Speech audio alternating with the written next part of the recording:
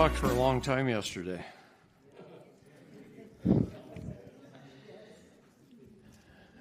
It's not easy to stand up here for 10 hours and then go over there and talk another 2.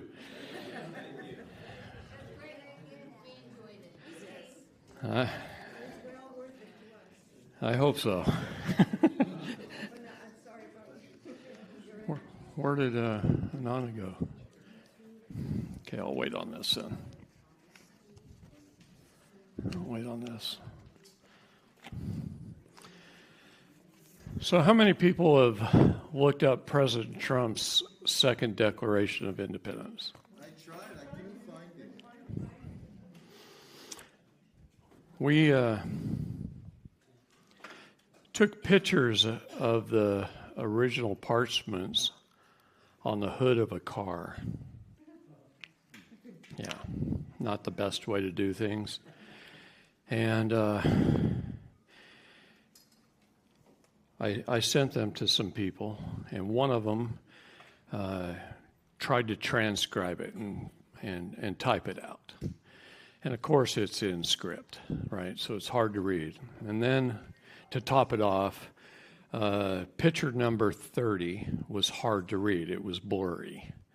And so when you, first of all, working off photographs from an iPhone and then getting a picture that's terribly blurry, it was very hard to try and transcribe. And then we got 2 or 3 other people that work with me to try and check it for errors and correct errors. And I'm sure we still don't have it perfectly right.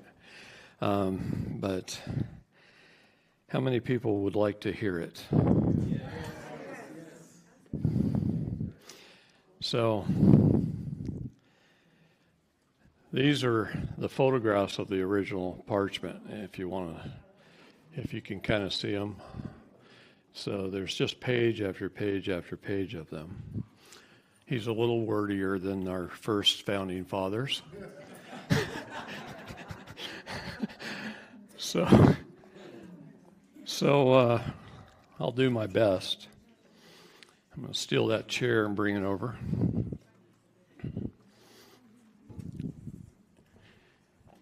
And the reason I want to read it to you, and I know reading is a little bit hard, but the reason I want to read it to you is because I want you to understand how important the government of the United States of America is. Let me pull this away so we don't hear you breathing. That's better. Thank you. Can you still hear me? Okay. Good. Me and microphones, I'm telling you, it's bad. It always has been. All right. We retranscribed it on February 9th, 2021. I did not do all this work here transcribing it. I just sent the pictures off. Mark Bauman transcribed it first. He put it online, so it is there. It's searchable, findable. It's hard to find, but it's there. And hopefully we got most of it correct.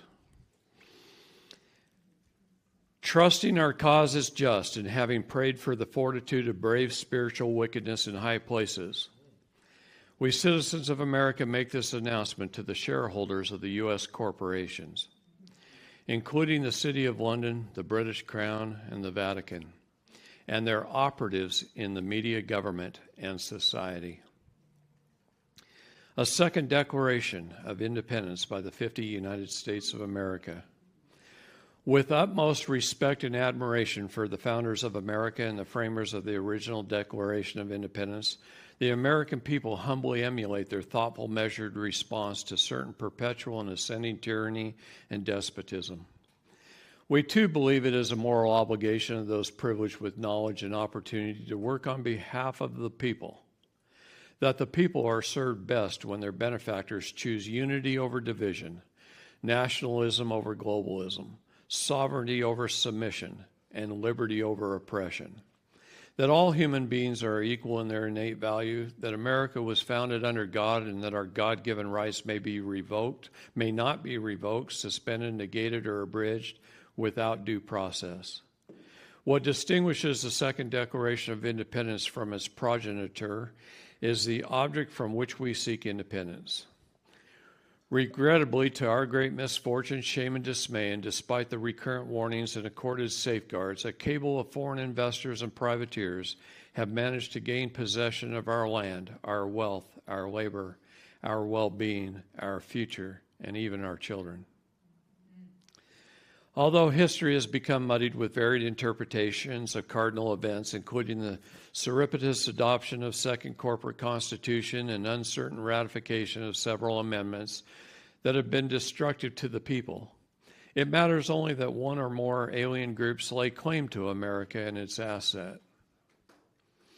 Rather than speculate on motives and weigh unprofitably to biased accounts, unverifiable information, and plenitous theories and opinions, we engage a perfect solution, wherein we exact independence from all claimants, past and present, proclaimed, identified, or veiled. As such, the usurpers named in this declaration are representative and not specific or exhaustive, regardless of supposed ancestry, preceded instrument, or process. Although simply enumerating transgressions and usurpations would suffice to justify insularity, recounting significant events reveals important facts that are missing from history. These forgotten facts add insight, perspective, and clarity, illuminating our best way forward. Number one, the inevitable Civil War destroyed America's economy, ripped families apart, and cast a questionable shadow on the future of a once promising nation. America was in trouble financially and needed a massive infusion of capital to get it back on its feet. A cabal of nation-building venture capitalists from Europe agreed to finance America's recovery, but demanded an active role in government to ensure their investment. In 1871, mired in debt, Congress worked out a partnership. In exchange for boundless financial support, the foreign investors handle America's administrative needs. Although initially it seemed to be an innocuous concession, the consequences of allowing the nation-building venture capitalists to conduct America's business beyond the protections of the U.S. Constitution proved catastrophic. The investors quickly embedded operations throughout the foreign-owned corporate government and Washington, D.C., and began serving the interests of America's financiers over the people. In 1871, America effectively lost its independence, and the nation-building venture capitalists became our new masters. By the early 1900s, the foreign investors that bankrolled America controlled the major newspapers and news services, enabling them to shape what is reported and how it is to be framed. They had to cover their tracks before being exposed and repudiated by the people. The nation-building venture capitalists worked to soften America's imperturbable, elevated system of government. The founders had formed a constitutional republic instead of a democracy, specifically to prevent citizens in the majority from oppressing those in the minority. By doing what is best for their districts or states rather than enforce the majority will, representatives serve all citizens equally, eliminating the noise, division, and violence intrinsic to democracies. Being in control of the narrative, the foreign investors, ingenious, promoted the fallacy that America is a democracy, trusting that the deception would lead to unrest and chaos, that world would make America vulnerable, creating additional opportunities for infiltration and manipulation. In 1913, the foreign investors established the Anti-Defamation League to slander anyone who exposed them and their infiltration into American politics. In 1913, by the way of the 16th Amendment, the foreign investors were granted the authority to tax the American people directly, something expressly prohibited by the original Constitution. that the people would willingly subject themselves to forced confiscation of their property and their labor is illogical, putting the legitimacy of ratification of that amendment in question.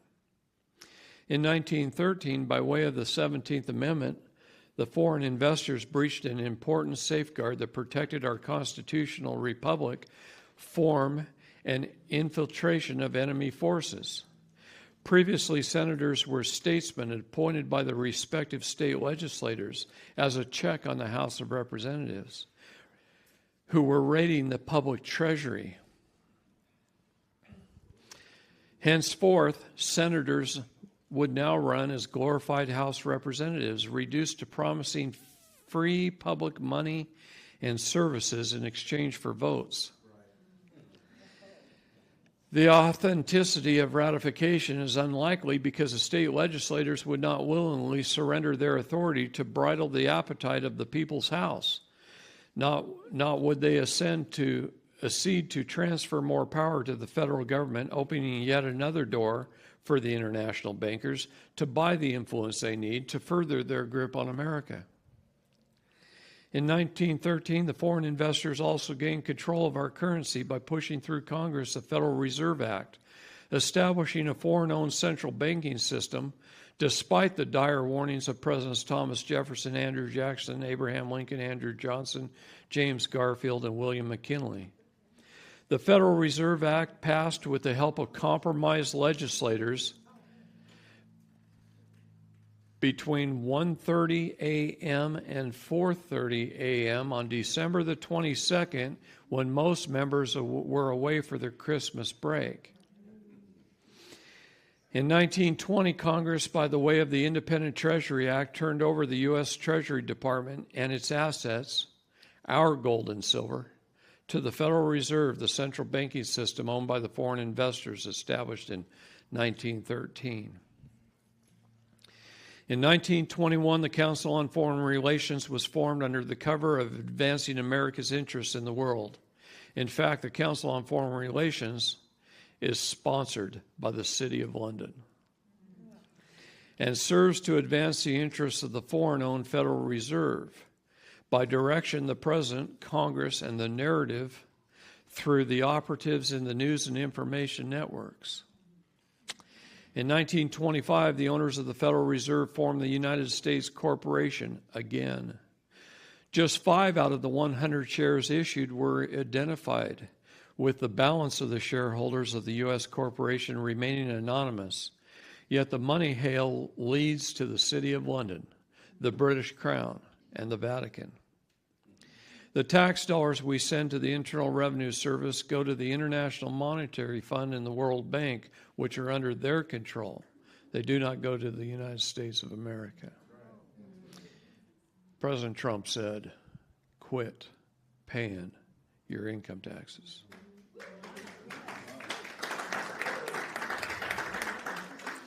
The official formation of U.S. Corp set the stage for the transformation of America from a constitutional republic of the people to a corporation owned by foreign interests and their families. Over the next few years, the individual states were registered as corporations as well, making them franchises of the U.S. Corp. Representatives and senators neither represent nor work for the American people. Rather, they are managers of the U.S. Corp. And as such, they are obligated first to serve its best interests. The President is not just the President of America. He is the CEO of the U.S. Corp. The abbreviated term United States was purposely used to represent both America and the United States Corporation, to blur the distinction between them. Similarly, the original U.S. Constitution was quietly supplanted by an impostor, a corporate all-capital letters Constitution that bears a similar name and appearance, again to confuse and deceive the American people, specifically the Constitution for the United States of America was replaced by the Constitution of the United States. with the latter's corporate statutes becoming the supreme law of America.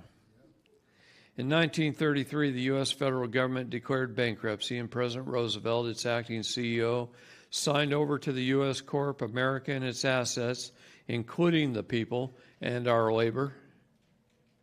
The bankruptcy of 1933 that was arguably unnecessary, ceremonial in nature, and contrived and orchestrated without the consent of the people, completed the heist and transfer of America and its assets to the same foreign interests who own the U.S. corporation. In the bankruptcy of 1933, U.S. corporation forced the American people to surrender their gold and trade for debt notes called dollars, fiat currency that was not real, and that is depreciated continually through inflation to where it is worth just 4 cents today. The bankruptcy of 1933 put the U.S. corporation in a state of emergency, allowing it to implement admiralty law, made evident by the gold fringe around the American flag. When in a U.S. corporate courtroom, you are considered at sea and not just a citizen of America. In 1936, U.S. corporation began issuing Social Security numbers to turn otherwise sovereign Americans into trustees of corporate fictions, making our labor taxable, which would otherwise be unconstitutional. According to U.S. corporation, you are not a live man or woman, but rather a representation of a corporation in your name. In 1945, the anonymous owners of the U.S. Corp founded the United Nations under the guise of spreading peace, civility, and humanitarian assistance throughout the world. Yet the true purpose is to condition citizens to recognize an international authority, a first step in establishing their promised New World Order, in which the U.S. Constitution is retired to make room for a universal totalitarian government. United Nations publication Agenda 21 and Agenda 30 clearly reveal the New World Order agenda, calling for the end of nationalism, patriotism, private property, individual rights, the two-parent family, automobiles, air travel, and the right to defend ourselves from a tyrannical government. In keeping with their goal of sustainable development, they plan to reduce the population by over 90%, ridding America and the world of dissidents and useless eaters.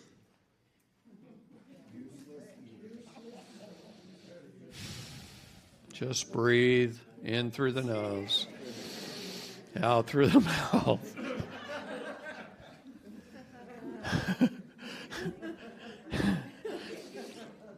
The remaining useful servants are to live in coastal communities wherein they will be stacked and packed into micro apartments. Portland, Oregon, just issued permits for their first gigantic development of micro apartments. These things are smaller than a hotel room. Micro apartments, stacked and packed. They're testing it in Portland. In China, they call them coffin homes. Coffin homes, It's yeah. Your toilet, your kitchen, your bed, everything is all in one little cube. And it's so depressing. That's the prison cell.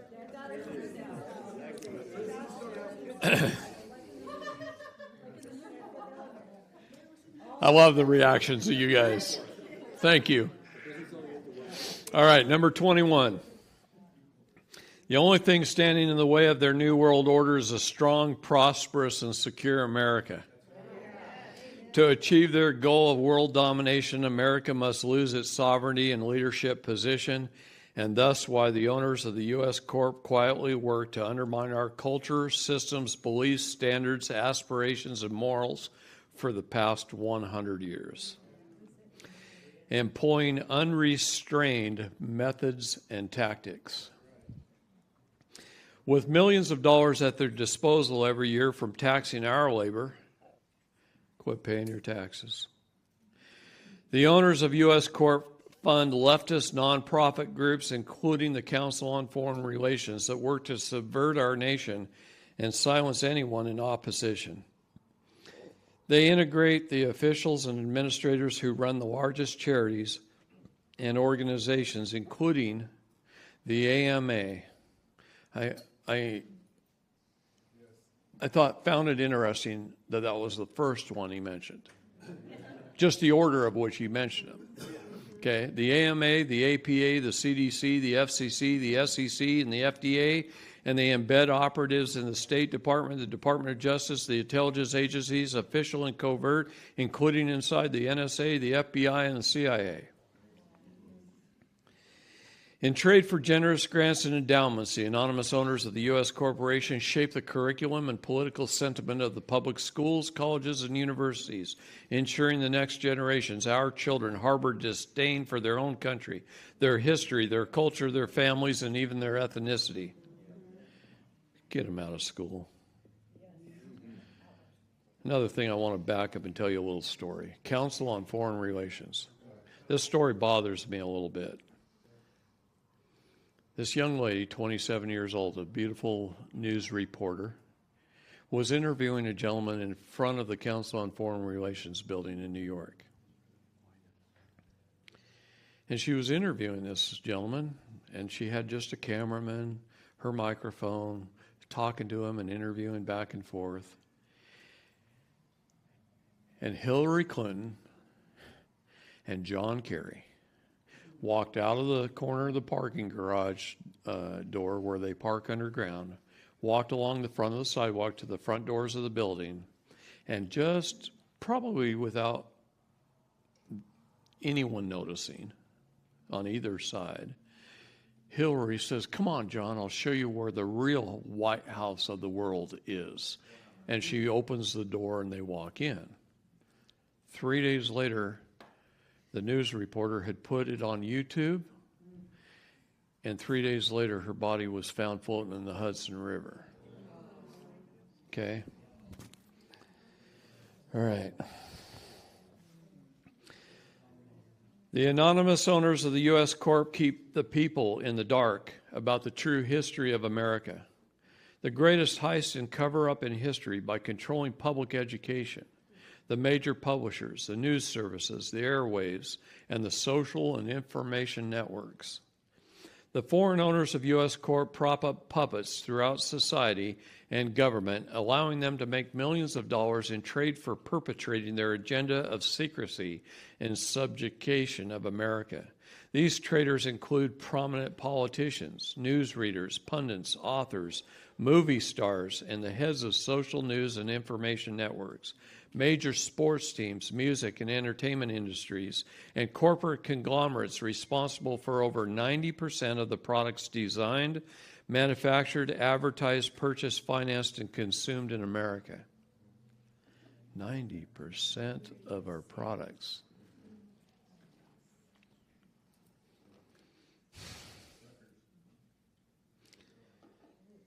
Yeah. When the CEO of Pepsi gets on the news and says, "I wouldn't let any of my children and grandchildren drink my products," you know something's off, right? Yes. All right. By the way of funding campaigns and fixing elections, the owners of U.S. corporate obligate the most influential politicians to further their agenda of breaking America socially and financially. They promote disdain for our country, dependency on government indulgence, lawlessness and immorality to spoil and dishearten its citizens, predisposing them to trade their sovereignty for the false promises of an international unelected government sponsored by the world elite. By the way of the Democrat Party and operatives posing as television hosts, entertainers, journalists, pundits, and policy experts, the owners of U.S. corporation brainwash and condition the people to accept invalid arguments and pseudoscience that call for globalism, socialism, and a godless society in which terminology is our moral compass. The operatives of the foreign-owned U.S. Corp are deeply rooted throughout the news and information networks, academia, government, and society, colloquially referred to as the deep state, the shadow government, and the swamp. The operatives perform with a high mind because they are guilty of treason, a crime punishable by death. They are desperate to hide their complicity, and thus they systematically target, demonize, and even suicide all who threaten to expose their treachery and malfeasance. The operatives of the U.S. Corp favor unbridled immigration because it is the most expedient way to destroy the country from within. Flooding America with illegal immigrants without allowing them time to assimilate ensures arrogance, separation, and anti-Americanism, and anger, animosity, and conflict with the people. By design, we can also expect a steady dilution of the principles, ethics, and systems that made America successful. Moreover, the majority of illegal immigrants are ethics and systems.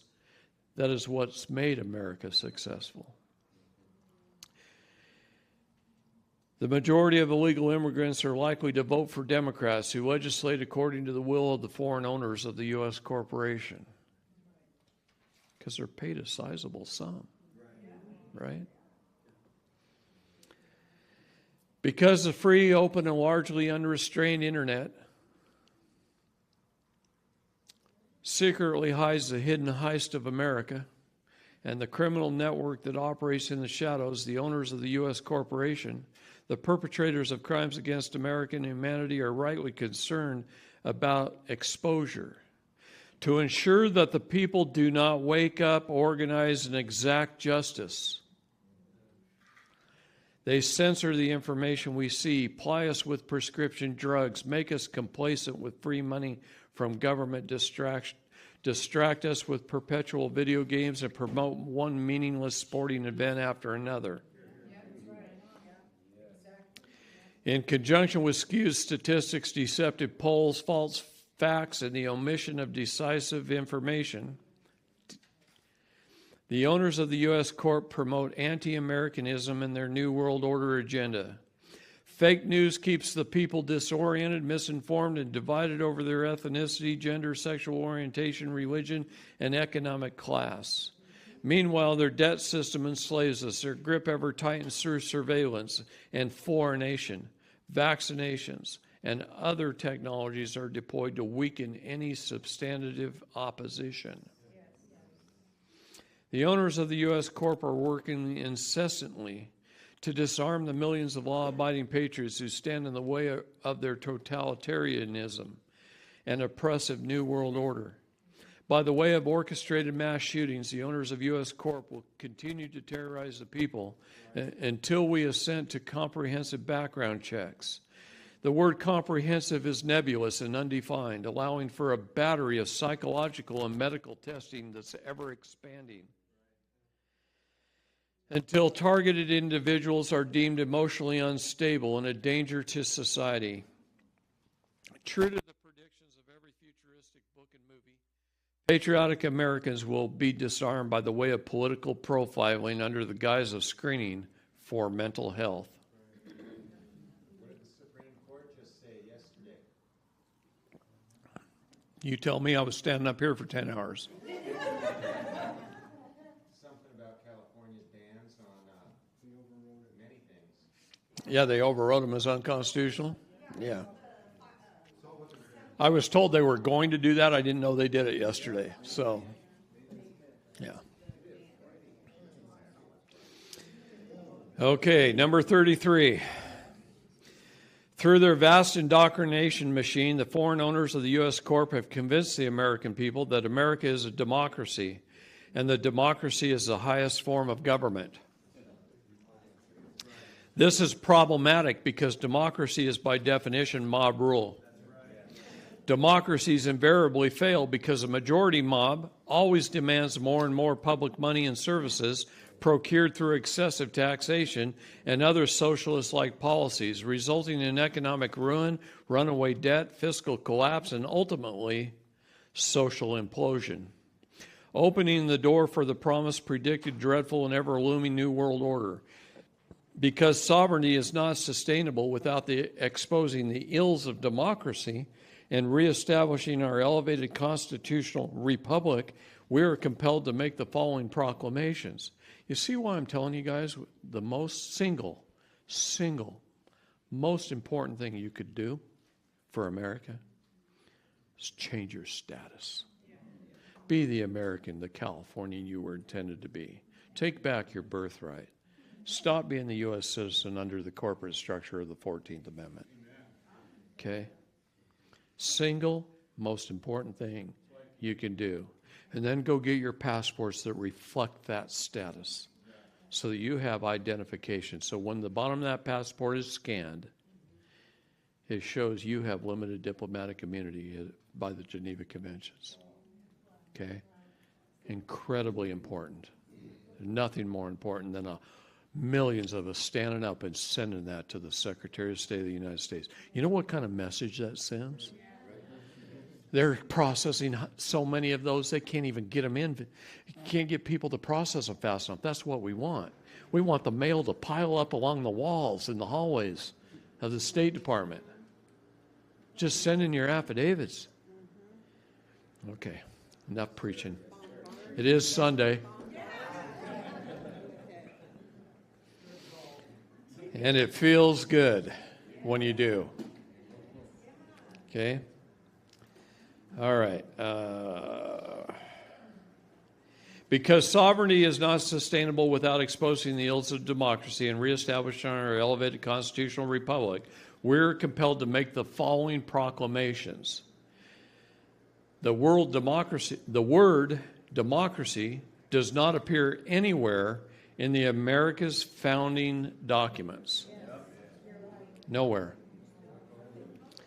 Because the framers knew that democracy in any form or disguise is fatally flawed, leading invariably to oppression, unrest, societal failure, violence, and death.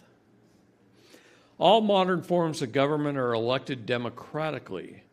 They differentiate only by those who make the decisions after the elections are over. In a democracy, citizens in the majority make the sales, leaving those in the minority oppressed. Consequently, a democracy is always noisy, divisive, divided, insufficient, unsteady, combustible, fiscally irresponsible, and short-lived. America was established as a constitutional republic. Those elected must not do the bidding of the citizen majority. Rather, they must do what is best for their district of their state, despite the majority will. In this way, all citizens are represented equally and no one is suppressed, making a constitutional republic quiet, steady, efficient, and preferred. Although the word democracy feels good, it is founded on mob rule, making it akin to socialism, communism, and every other tyrannical form of government. Finally, in Article QV, Section 4 of the U.S. Constitution resolves any doubt. The United States shall guarantee to every state in this union a republican form of government. Having exposed the greatest heist and cover-up in history, we are able to surmise America and its assets were quietly hijacked, and the cover-up has resulted in unthinkable crimes against the people and humanity. Allowing the hostile takeover to stand will lead eventually to complete and irreversible subjugation and a ratification of the truth, justice, and all that is good. This second Declaration of Independence distinguishes the United States of America from the subversive United States Corporation.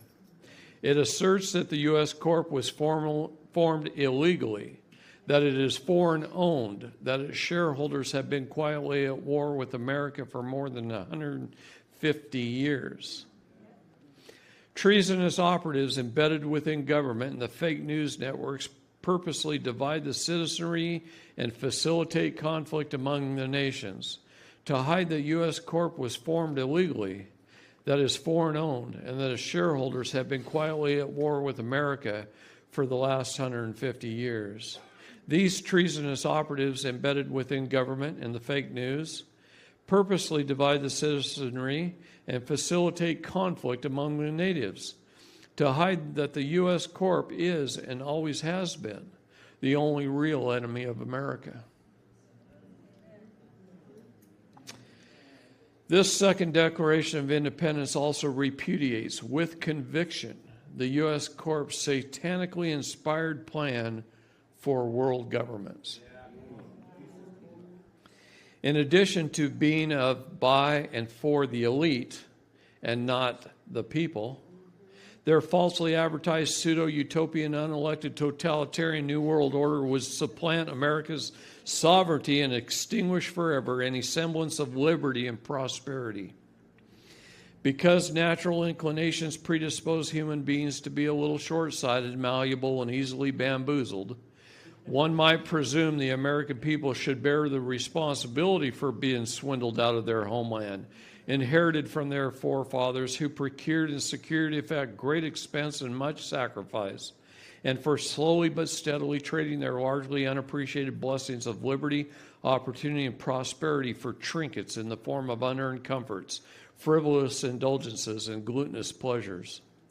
However, the transfer of ownership from the American people was not conducted openly and with candor, but clandestinely, through calculated design and nefarious means, without body consent and unconstitutionally. It is for this latter reason that the American people claim their right to rectification, that the greatest heist in history was effected outside the constraints of the U.S. Constitution, and that those who were elected to represent America's best interests transgressed their fiduciary responsibility and exceeded their authority, warrants this proclamation: that the American people are the rightful owners of our land, our labor, our well-being, our future, our children, and for the benefit and the benefit of our posterity. As with any negotiated peace after years of atrocities committed by parties at war, we seek neither vengeance nor demand justice for past transgressions. God help me.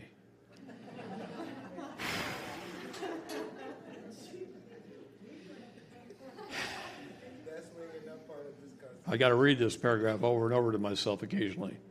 Okay? It only took me the first time to believe it, but just to help my inner self elevate a little bit, I do need to read it, because as I continue with this paragraph, you're going to see why. In fact, I'm going to start over. From the beginning. No. No. As with any negotiated peace after years of atrocities committed by parties at war, we seek neither vengeance nor demand justice for past transgressions. The simply adjure the return of what rightly belongs to the people, and avow firmly, emphatically, publicly, and officially that America shall forever remain a sovereign nation, free, self-directed, and not affiliated or dependent upon any version or variation of the present planned or innovated New World Order. We entreat a bloodless solution, wherein you cease all destruction activities, including false flag events, dissolve the U.S. corporation and other illicit legal structures and custodial instruments, return our land and assets, including our gold and silver, redirect the tax collected on our labor back to America, and have your deep state and the shadow government operatives retire, withdrawing your influence in an orderly fashion so that society continues to thrive in trade for you keeping your wealth, your position, and your heads.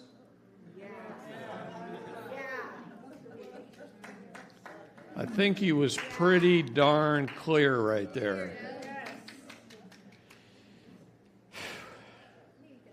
In response to questions regarding legitimacy, efficacy, and process, throwing off the shackles of natural thraldom is elementary and unambiguous, as evidenced by the separation of the 13 colonies from Britain in 1776 and the Mexican people from Spain in 1825.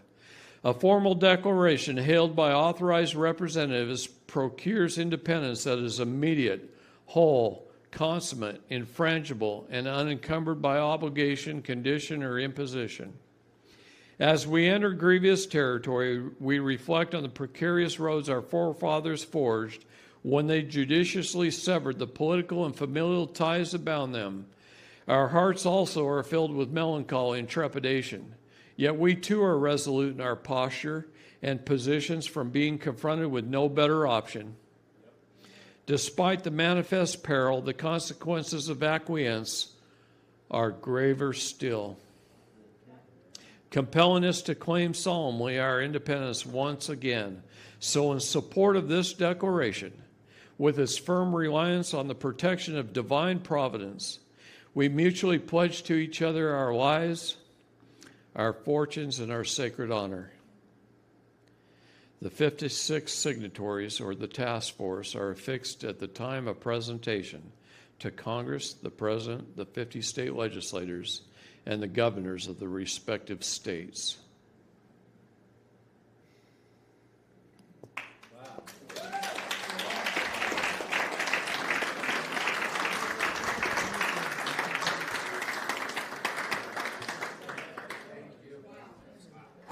That was a lot to read.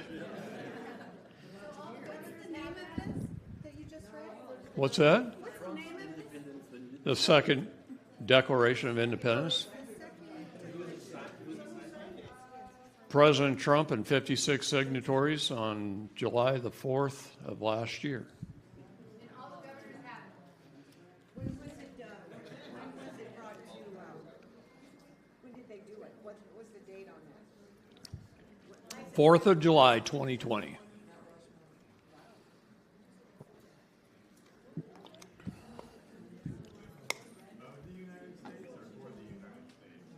Fuck, you ask me now. Whatever I said. Would you like to make that announcement? Oh, sure, thank you. Thank you. Second, President Trump's second Declaration of Independence is on DuckDuckGo. I found it. Yep. Yay.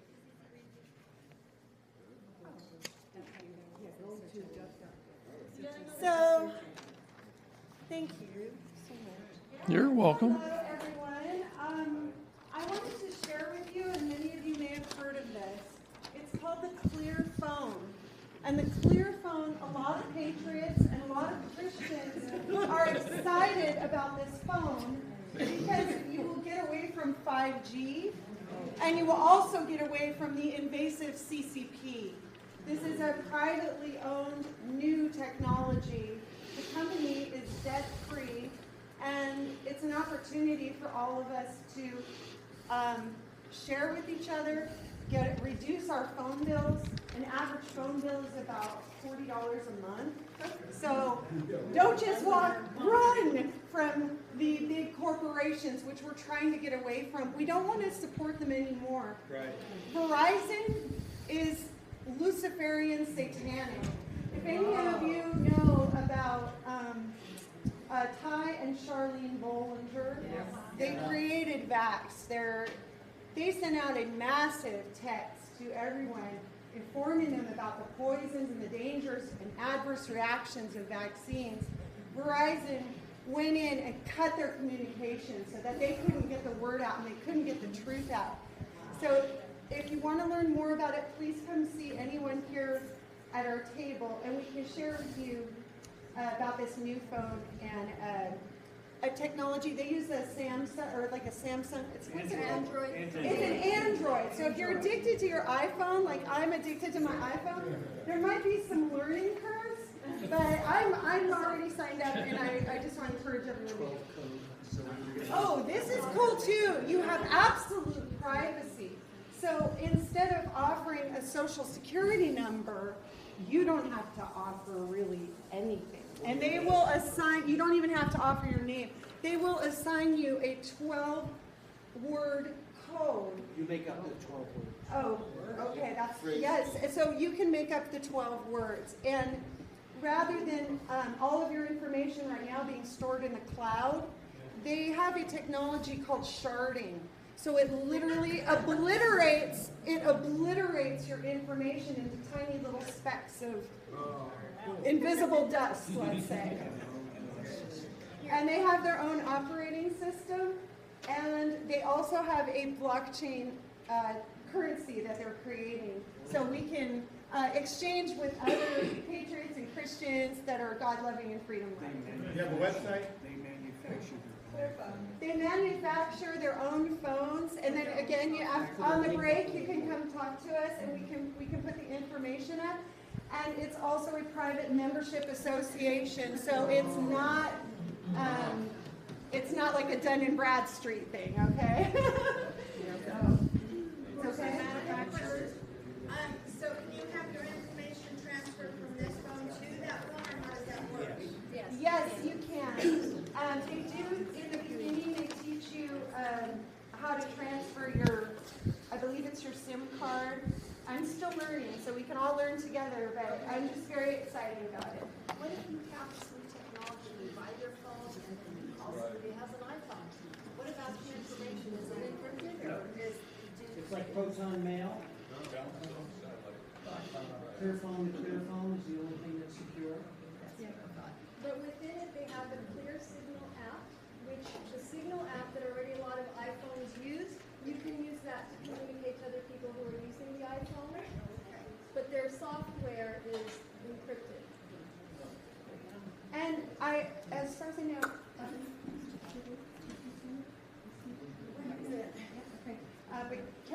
Dr. Carrie Madej also endorses this phone.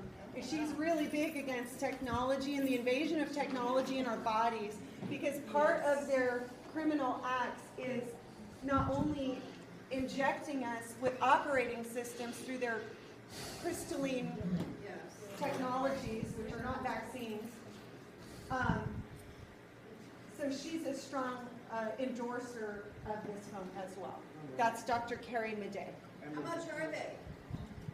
3 different prices. The phone that I have there is $4.99 only. Okay, It works just like a Samsung Android.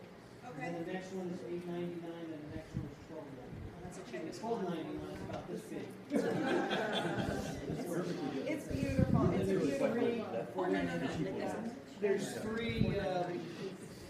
three monthly, 40, 60, and 80, depending on how much room you need. And I just got the 40. It works beautifully. Did you have a tablet as well? I don't know. I didn't see it yet. So What you was can your- go on the website and do it. We're going to put the links up here. And then just go on the website. They've got about 25 videos. And you can ask the questions. And then they have meetings every Tuesday and Thursday night at different time zones around, I think this time is at around 5 o'clock.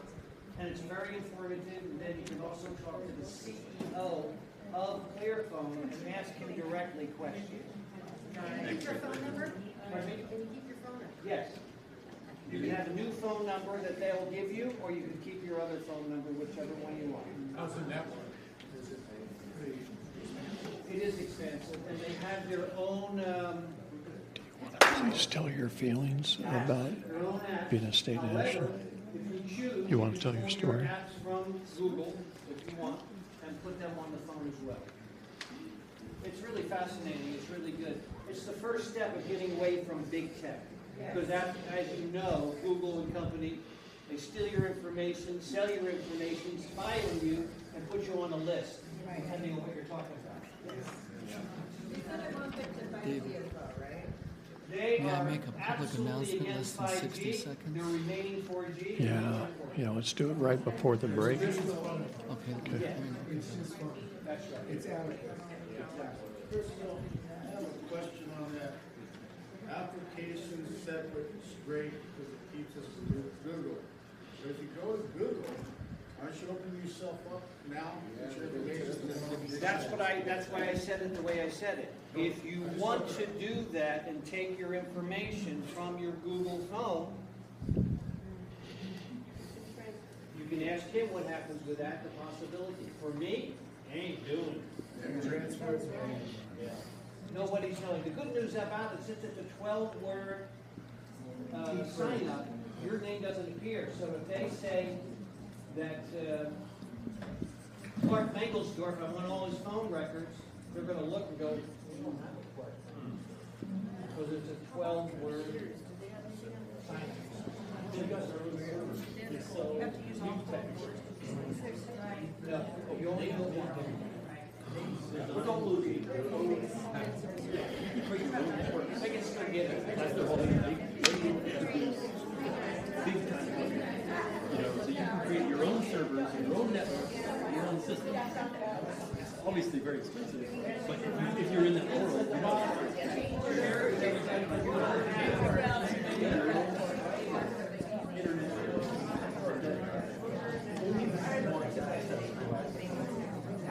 Pretty cool. If you're in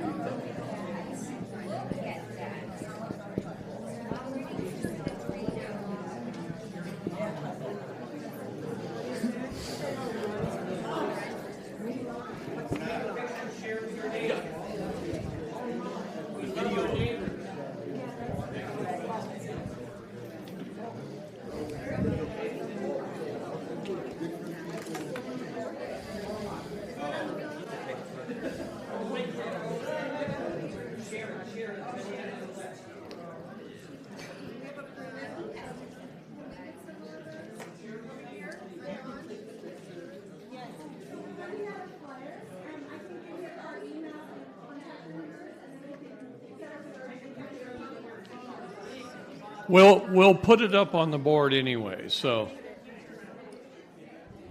It's just AmericansInAction.us. Okay, yeah, just write it down. Anywhere you want.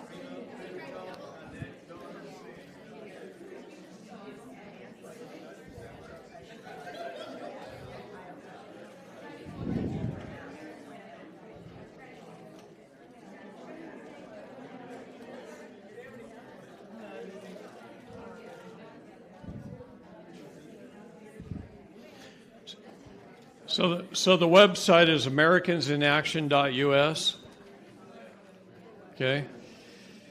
And I'm going to caution you, you guys, the website is AmericansInAction.us.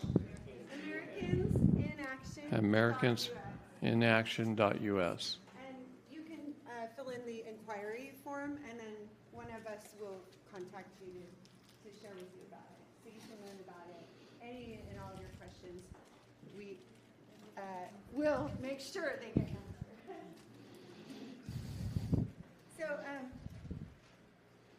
we have these amazing friends up in Oregon City, and they have a healing studio. They do chiropractic and all sorts of natural healing. They put this amazing sign on their door, and this is what it says. It's got the stop, right? Please be advised, to assure the safety of our staff and existing members, Total Integrated Therapy, PMA, will not be accepting new members who have taken the experimental vaccine. This decision has been made in consultation with our insurance company, as well as health professionals. The unknown health effects of the mRNA vaccine are not covered by our liability. And also, we had to take into consideration reported side effects such as viral shedding, seizures, and death. We apologize for any inconvenience and will reevaluate our policy when clinical trials of the experimental injection are completed in 2023. Thank you. Yes.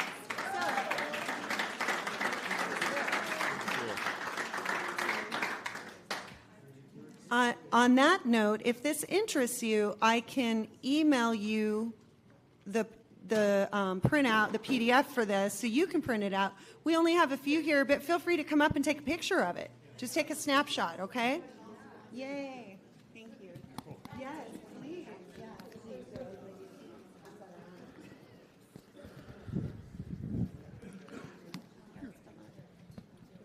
Thank you. Thank you.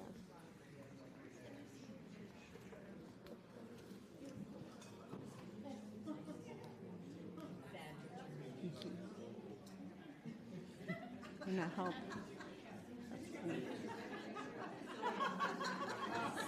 Like a ventriloquist You're doll. going to have to bend it to you. This is a new Android couple.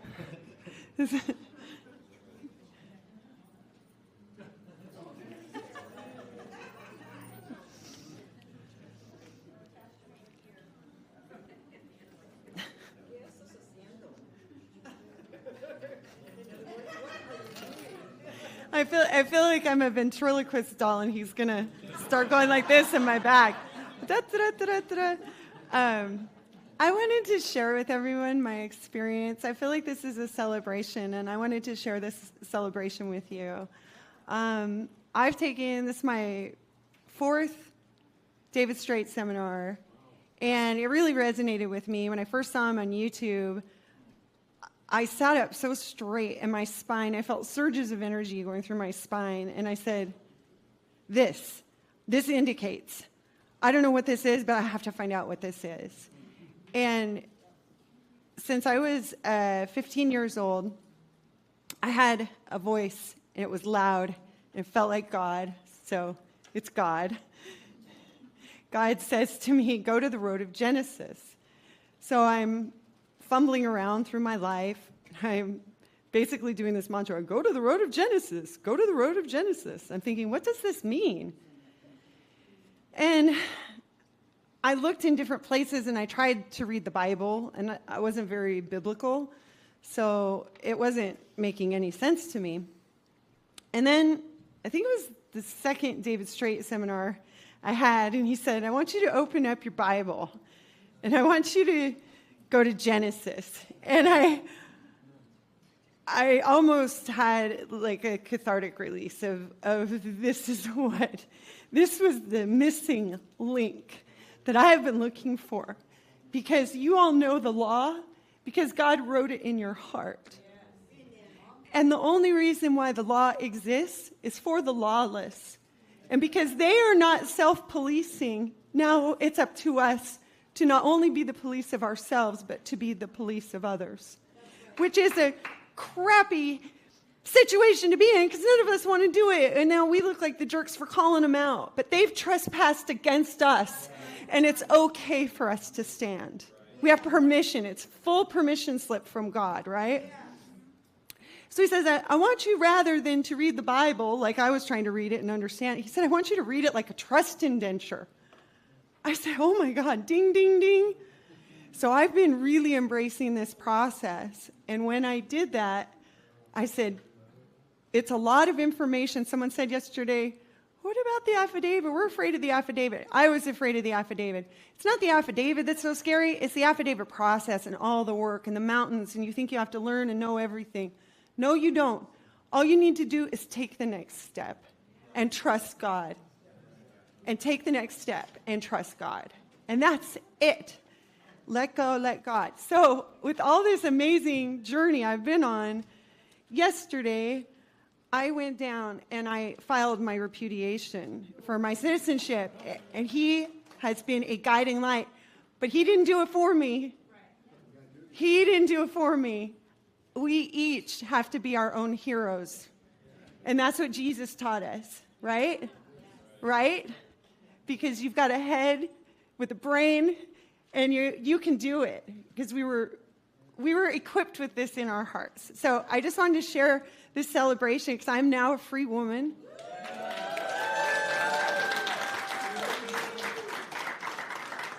By the grace of God go I, and by the grace of God go all of you. And I just want to say thank you because it was a really big, exciting, life-changing moment for me. And you're all here, and I feel very supported and loved, and I love you all and support you all.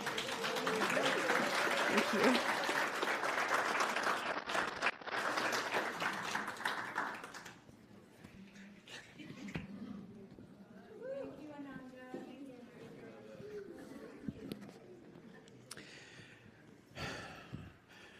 You know, the feeling you get when you actually do that is so amazing. I used to walk around for 10 years, for a decade, thinking I was the only free man in America. Well, in a way, but it's a little lonely too. It'd be nice to have all of you free with me. And it's kind of crazy when you finally realize. And I travel around a lot, and I remember going to China. I remember going to China right after I became an American State National for the first time. And I went over there, and I walked into the airport and up to, where they check you out a lot. And I walked up and I handed them my passport. And I remember so clearly them just scanning my passport, and they looked at me, and their eyes got big, and people came out of nowhere. I don't even know where the hell they come from, out of doors, out of walls. And I'm thinking to myself, oh my God, I'm going to China prison. That's what I thought. It was exactly the opposite. They wouldn't even let me touch my bags from there on out. They carried them for me. They said, do you have a hotel? Have you arranged ground transportation? Do you need a train ticket? They escorted me through the hotel so I didn't get lost. They showed me where the bathrooms were, where to get something to eat, and they bought my food. Never heard of that before. I'd never heard about that before. They actually brought over a police officer, and in China they don't even wear guns. They're Barney Fifes like you never seen them before. Really. And they don't even wear guns. And they guided me down to the trade station because I told them I'm going to Nanjing, and I landed in Shanghai, right? So they set me on this train in a lounge chair and put my feet up, hand me drinks. And those trains are magnetic. And they're fast. And you don't even feel it. You sit in that lounge chair, and you lean back, and you put your feet up, and there's a little sign up at the front of the car. And the train takes off. And it says 0, 20, 30, 40, 50, 60, 70, 300 kilometers per hour. And you're going, oh man, this is like freaking cool. And you look out the window and the trees are going, incredible. Absolutely incredible. Man, if we had those in the United States, I would have just zipped on down here on one. Been here in about 20 minutes. Yeah. It was just absolutely an incredible experience, but how I was treated was unreal. I get to Nanjing, and I walk up to the hotel, and he says, in China, we have to see your travel document. I said, okay, that means passport in Chinese. I hand him my passport. He go, oh, you top 4. Top 4 suite.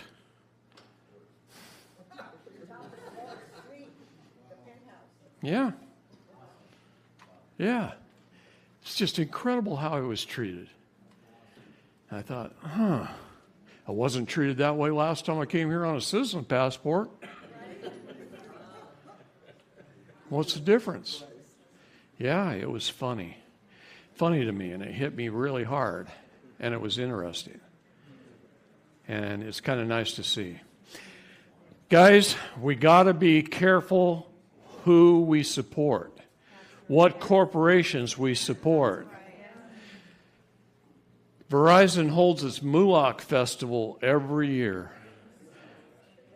Do you know who Mulak is, right? A devil god. Google was created by the Central Intelligence Agency, and then they got a couple of guys named Sergey Brin and what was the other one? I just had it a minute ago. Gone. Anyway, they got a couple of guys from Silicon Valley to run it. But it was CIA owned, CIA funded. Okay, that's how it got started. Well, their operating system was Adreno. Their browser system is Chrome. You understand what you're supporting with Google. All you guys with Gmail, get rid of it. Stop using Google for your search engines. Don't pay any attention. You're supporting the devil. You're supporting child torture. Not just trafficking, torture. Sacrifice. Know who you're supporting. Coca-Cola, Pepsi, and 5 different water companies. Several city water systems. Oh, I got the intelligence report more than a year and a half ago that they were putting nanobots in those products. Nanobots. There's a good chance every one of you have nanobots in you. And if you take the vaccines, you'll also have nanobots. This is why they're showing right after a vaccine, you put a magnet and it attaches to your shoulder. You've seen the videos? That's right. There. Well, high alkaline diet helps because alkaline just corrodes them to death. I'm going to suggest shock therapy. That's what the intelligence agencies do. They shock you until they die. Hey, you know, put your feet in water. See what happens.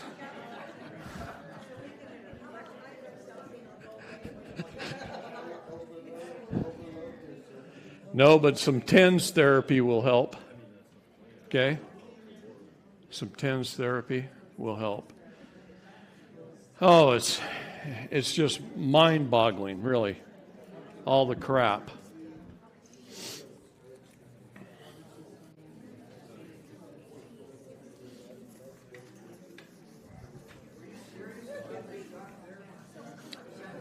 Yes, I am. I'm not trying to be adversarial here, but I work with the mind. My pastor can tell you. Mm-hmm. And the kind of work I do, if they've had shock therapy, it won't work. It depends on the shock therapy.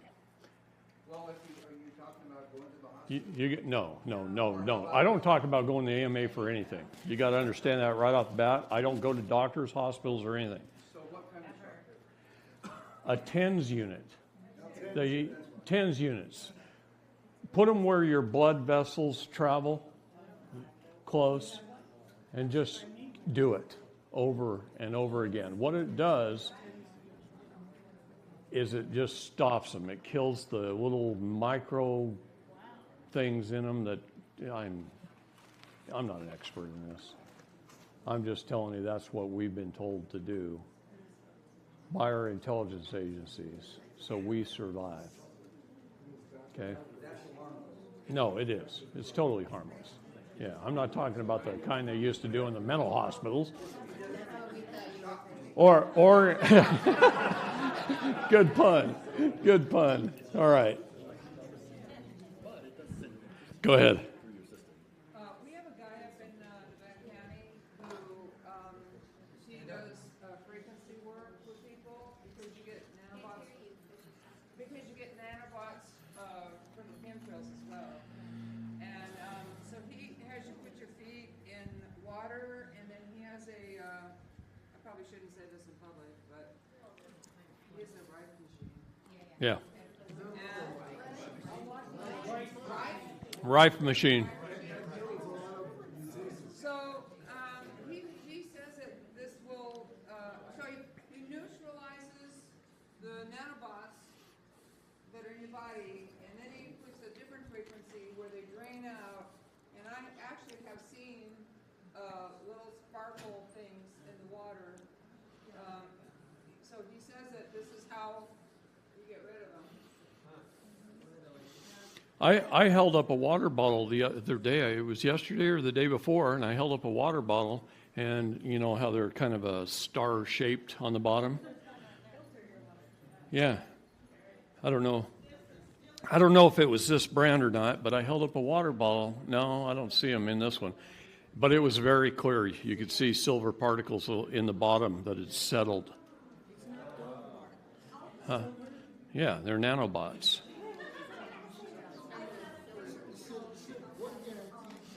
Hold on a minute, guys. Shh. One at a time. Natural metal detox is cilantro. And you go online and get the cilantro detox. It's a pesto you make. And you just eat that like 14 days, like a cracker, like a couple times a day. And that grabs all the heavy metal, lead, everything. And then there's also a stone called Miracle 2. Has anyone heard of it? Oh yeah. Oh yeah. Yeah, Miracle 2. That's a special soap that will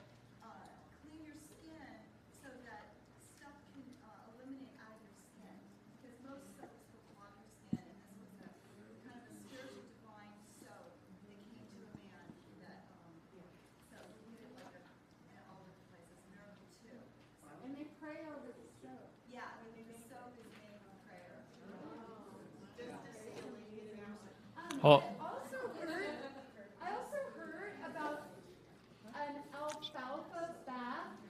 When you soak in the alfalfa bath, you can black out the room and use a black light, and you'll see the glowing particles coming off of you. It's like the water should glow.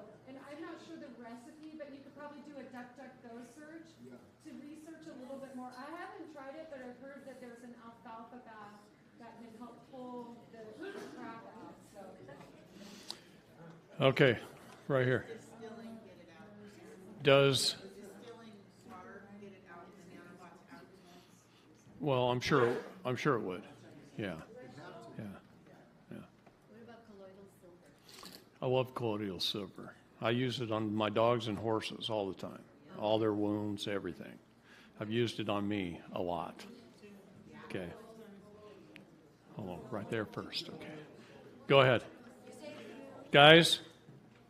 You say that you don't want to go to the hospital for anything, so if you break a bone, if you have something Well, yeah. more serious thing, where would you go? If I break a bone, I have to go to the hospital. That's obviously, but I'm going to try and go to a doctor that I trust to reset it.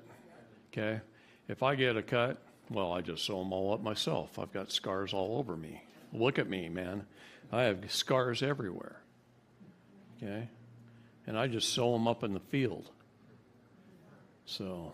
David, let me just say something. I know there are people. Okay, listen, guys, put up.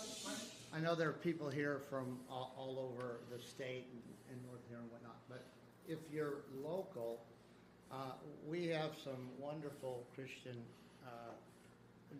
medical people, and that's Dr. Lisa. Dr. Lisa, will you stand up? She is a brilliant physician,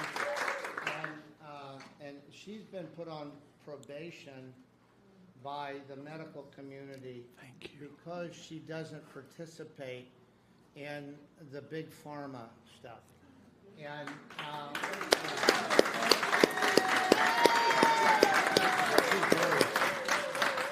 You're a rarity, sweetheart. Thank you. Yeah, she's a real treasure. And her husband, Daniel, he runs a health clinic and a wellness center.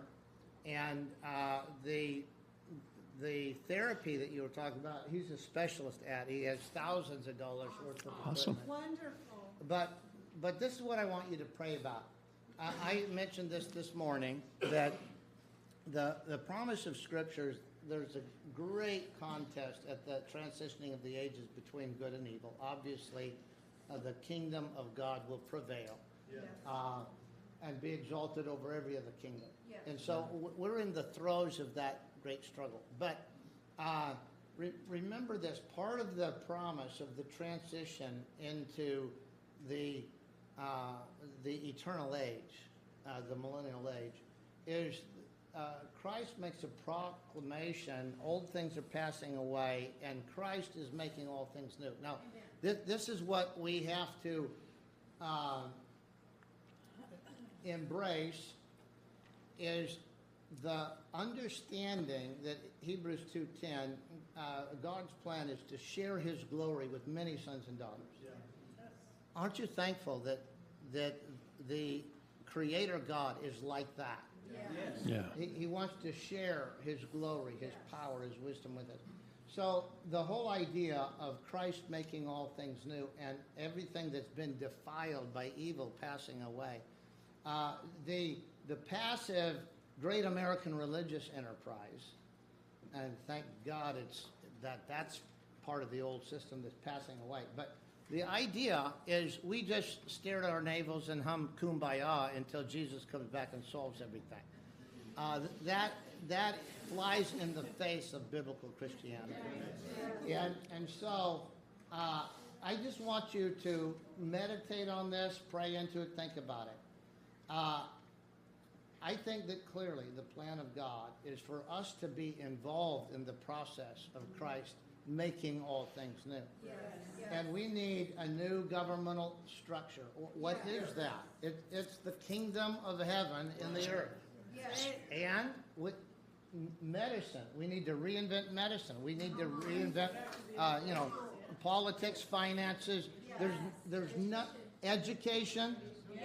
There is nothing that hinges on our life and well-being that doesn't need completely reinvented and reformatted in a way that is godly, or as David has used the term over and over again, righteous.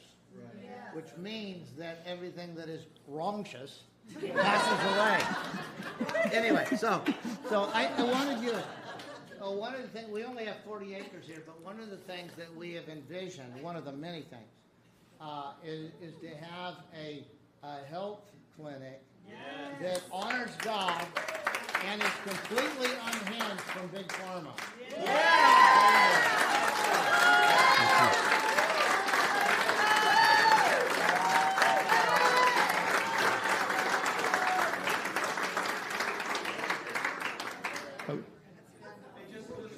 This morning, Pastor Dave mentioned that about the leaves from the trees and the healing and all the natural. And people were talking about bats and different things, so I feel I would be remiss not to mention there's a product called Protandim, Protandim. It's a mixture of ashwagandha, bacopa, green tea, milk thistle, and turmeric. The exact combination, they were able to get 12 U.S. and international patents. 30 universities have studied it. It lowers oxidative stress 40% in 30 days. And at the last Braden-Free conference, one of the speakers said high oxidative stress is bad for the body. Yeah. And they are a publicly traded company on the NASDAQ, allowed to say 40% reduction in 30 days. Okay. It's Protandim. It didn't start out that way. It's the only time a product started out on store shelves and ended up in the ugly brown paper bag of network marketing that a lot of people don't like. So see me after if you're interested. Can you spell it one more time slower, please? Thank you. Protandim.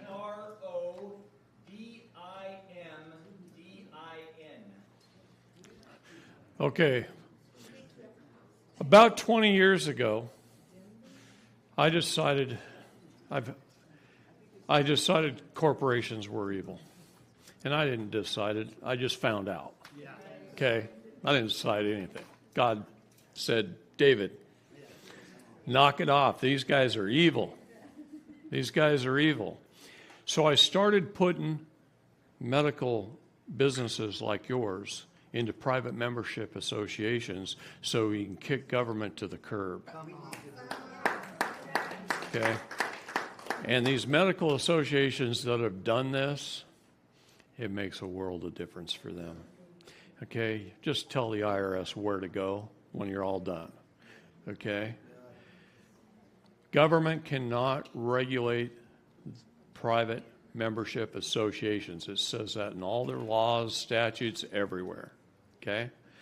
But don't allow most attorneys to set one up for you, because he will set you up in a private membership corporation, defeating the purpose of private altogether. Okay? Be very careful. You can't do a Google search for sure, or even a DuckDuckGo, and look up private membership associations, because the attorneys remove all the good information and they put all their crap on there and they destroy the basis in law of a PMA. PMAs are the most fantastic businesses that there are. All your customers, all your employees become members. They're members. And as members, nobody gets taxed on anything. Okay? Suggest doing that. And by the way, I really like your shirt. All right. Can you be a manufacturer? Well, there's certain occupations, and I'm not saying you can't, but there's certain occupations you got to be aware of. Contractors have a hard time being a PMA. Why does a contractor have a hard time being a PMA? Simply because of government advertising. Governments went in and said, don't hire an unlicensed contractor. So the public won't hire an unlicensed contractor. They sold them into that. Let me tell you something. A lot of the unlicensed contractors are better and easier to sue if something happens than a licensed contractor. Government just doesn't tell you that. They tell you the opposite. Yeah. Licensed contractors, they screw you out of everything and go bankrupt a lot of times. It happens all the time. Good job there, buddy.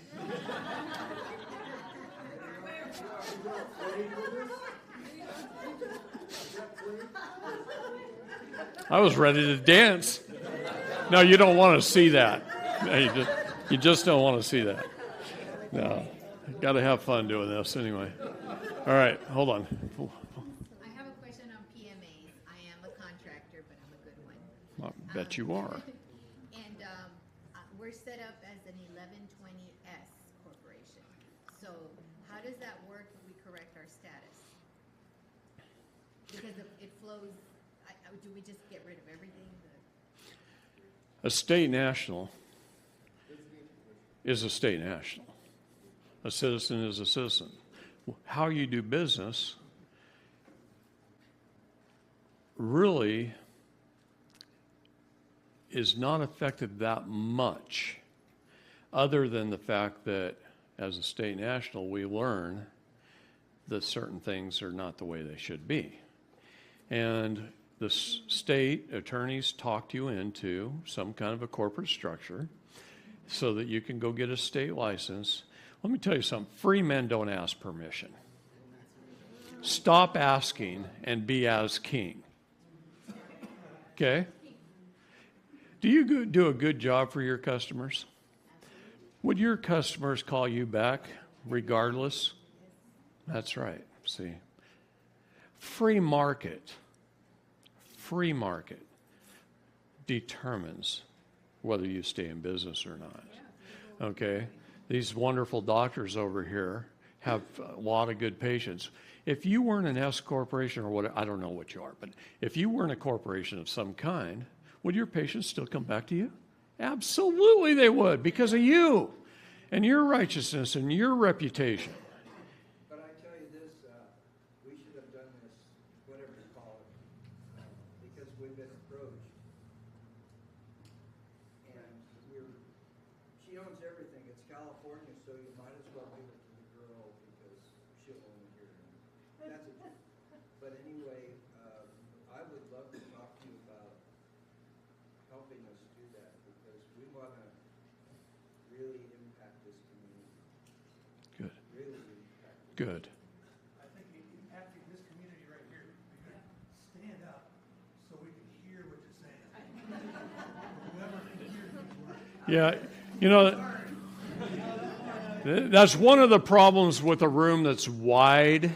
If everybody was narrow, it'd be so much better. Wide rooms are tough, man.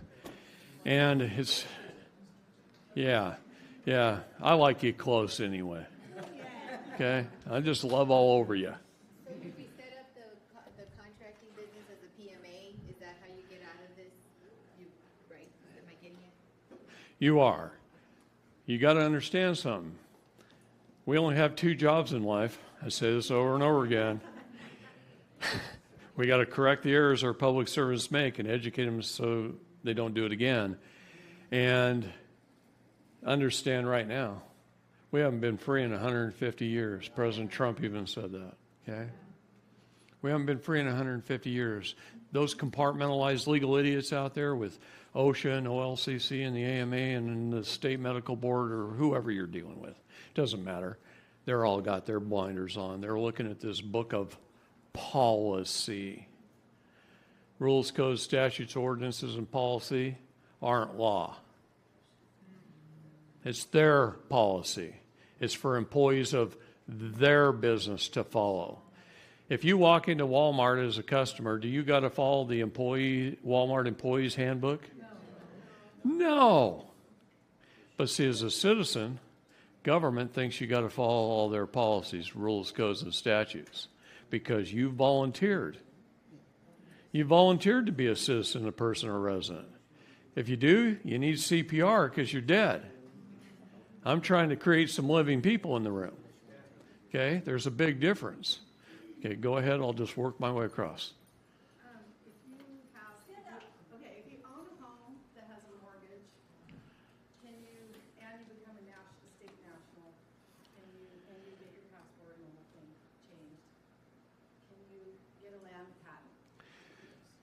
When you get a land patent on your home with a grant deed, and you've done it right, and you followed through afterwards, and you've corrected the errors through the property tax issue that we talked about, okay? Once you do that, your mortgage company has an unsecured loan. Will they close? I mean, if they think it's unsecured? It's unsecured. Yeah, I know, but They can't take your home from you. So what if you just declared bankruptcy and you went into the bankruptcy court using your credit? Remember when I did? Yeah, I remember when I did the little T and the Cesta QV Trust and all that? Yeah, I can use the bankruptcy courts to my advantage because I'm the creditor. I can walk in as a creditor, not the debtor. I loaned the company the money, the mortgage company, my signature. Does it teach that? See, they just don't. They just don't. She was making a joke. They just laugh and you'll be okay. Yeah, they're the creditor. Okay, go ahead. Topic change. I've had family lose a lot of property in Arkansas by Bill Clinton, and they declared it a... Would you stand up, please? You can't hear me from here? My God, you can't hear him? Does this solve the problem of property being seized and vehicles being seized through eminent domain? Look, I learned about land patents in 2010. Had I learned about land patents in 2006, I wouldn't have lost $9 million in real estate. Do you think God doesn't do things to us to make us learn?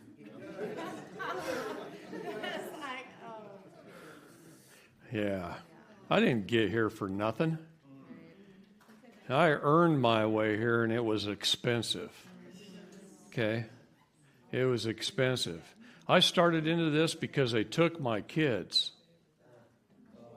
Okay? And I fought for them. I got them back very quickly, and I started helping other families. I started going to courts for other families. I started digging into the books and learning the law. I was already good at history and genealogy and other religion and other things. I got 5 useless college degrees. I call them useless because I've never used any one of them to earn a living. Okay? I have a question about land. Okay, so David says it was good I was afflicted, that I might learn thy statutes. So that's what is kind of happening to us. That's how I see this experience with DCFS, that if I'm hurting that my daughter's taken, but if she wasn't taken, I would push further into this too. Right. So now for us who have, sent our affidavit of repudiation, we're worried about the passport process, like what to expect. I know it's in your drive, but you're right here, so. Okay. Okay. All right. Since that's a little bit longer answer, let's let him ask one first, and then I'll get back to you. Yeah. So yesterday you were saying now might be a good time to sell our homes before this changeover happens with the monetary system, right? So are you saying that because we're going to experience deflation? We're going to experience a lot more than deflation. What do you think if 90 million people pass away? What's going to happen to the market? We're at the height of our market right now, and it ain't going to get any better. Okay, we're at the very top. In fact, I've been saying for about 4 months, sell by the end of June. There's a reason I'm saying that. I'm giving you a little hint. You'll get top dollar now. Now's a good time to sell. Okay? Hold on just a second. Does that kind of answer your question? Yeah. There's more than just an inflation bubble here. There's a lot more going on. Okay? There's the currency changeover. There's all kinds of changes that are going to happen. It's going to cause some turmoil. Okay? Some real turmoil. Okay, so what if you own your own home and you still have to live somewhere? You rent or? That's your choice, honey. It is your choice. You do still have to live somewhere. You own it. You own it outright. You know, if you can stand the loss, because property values are going to drop substantially. Oh, I mean, I look at it this way.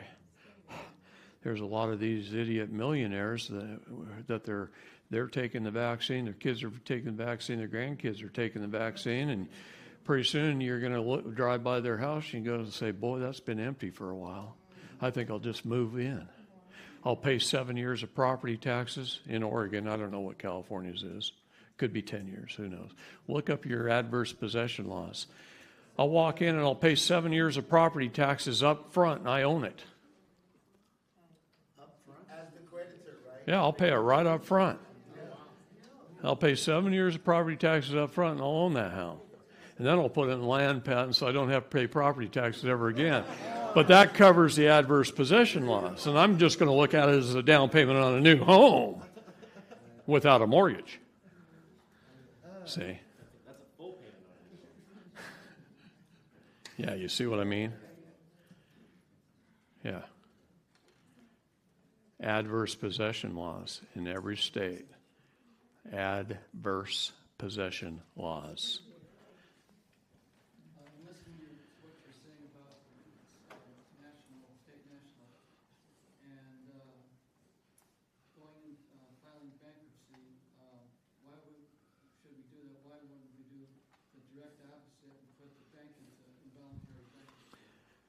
That's a very good question, and don't let me forget yours, okay?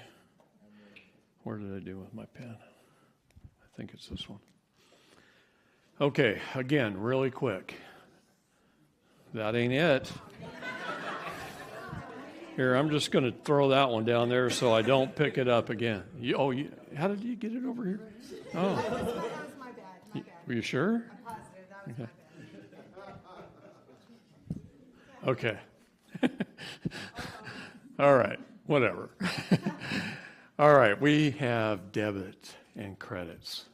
This I'm talking about again under the Public Charitable Trust, the PCT. That's society's trust. That's a trust government issued when they formed this nation. The Public Charitable Trust. We as the public. Underneath that umbrella, there's 337 million Cesta QV trusts, individual trusts in our unique CUSIP number of our birth certificate. Then they just added a bunch of numbers with it that attach to it. Okay? This creates a balance sheet, debits and credits, just like any basic accounting balance sheet. Okay? I lied about my degrees. I actually have a degree in business with a major in economics, an MBA, and I used to do balance sheets all the time. So I do use it. Oh, gosh. Whew. Forgot all about that. Okay, so it's a balance sheet under your Cesta QV trust. Okay? At birth, you borrowed from the IMF, and I'm going to use between 1975 and 99, $1 million. You borrowed it.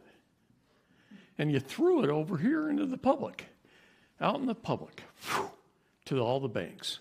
Got distributed from the IMF directly to the banks. Right? In your name, in your CUSIP number, your first loan. Yeah, I was what, May the 3rd versus April 20th? 3 days old. Yeah, whatever. Doesn't matter. And on the credit side, they issued $1 million of U.S. Treasury bonds in your name, and they sold them and they invest them. They trade them, they bundle them, they hypothecate them on Wall Street, and they sell them. And it makes money, a lot of money.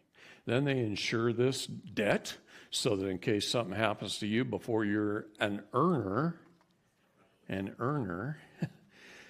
the bank gets paid back. Like FDIC insurance, but different. Okay? So here we have a balance sheet. It balances. You got a credit and you got a debit. You go out over your lifetime and you earn money and you start spending it. It doesn't matter what the numbers are. You just start spending and buying houses and cars and medical bills and utilities and whatever. And it adds up. It adds up to, say, $5 million over your lifetime. Now, to answer the bankruptcy question, if you declare bankruptcy in here, that gives the bankruptcy or probate judge, and they're usually one and the same, the opportunity to settle the estate.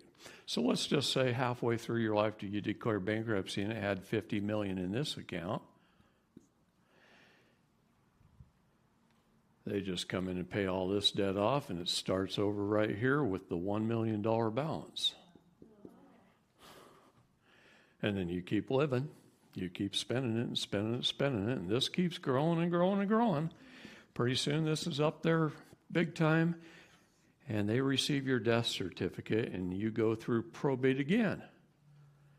You just went through a temporary probate halfway with bankruptcy. That's all you did. Now here's an advantage. How we used to access our trust was we had to go through a federal bankruptcy and probate judge to do it. So what difference does it make when? Bankrupted anyway. Go into the bankruptcy court as the creditor, as the executor of the estate, as the vessel, having claimed it, and demand that the bankruptcy judge pays off all the debts and you get access to your trust. You just administered your trust right in the middle. Right here. No, use chapter 7. Okay? Yeah, and now you got debt and probate. This is $95 million. And this is 0. Okay, go ahead. So, say you have a vehicle for $50,000 and you stop making payments and they repossess your vehicle. Then you go to bankruptcy court. Then they access your Sister QV trust. Then do they pay the finance company? And then the finance company also sends your bill to collections, and they too try to, so they try to get it again. They don't get paid twice, so they sell it to the third party, and then they get paid. So they're not sweating. Well, you can ask them for the invoice. No, they're not. They get paid from the Sister QV trust. They got paid right up front, huh? They got paid right away. Right up front. The day you signed the application, they got paid. Now that you're paying them again, and not only that, then they're taking your checks and they're creating notes and they're bundling them and selling them again.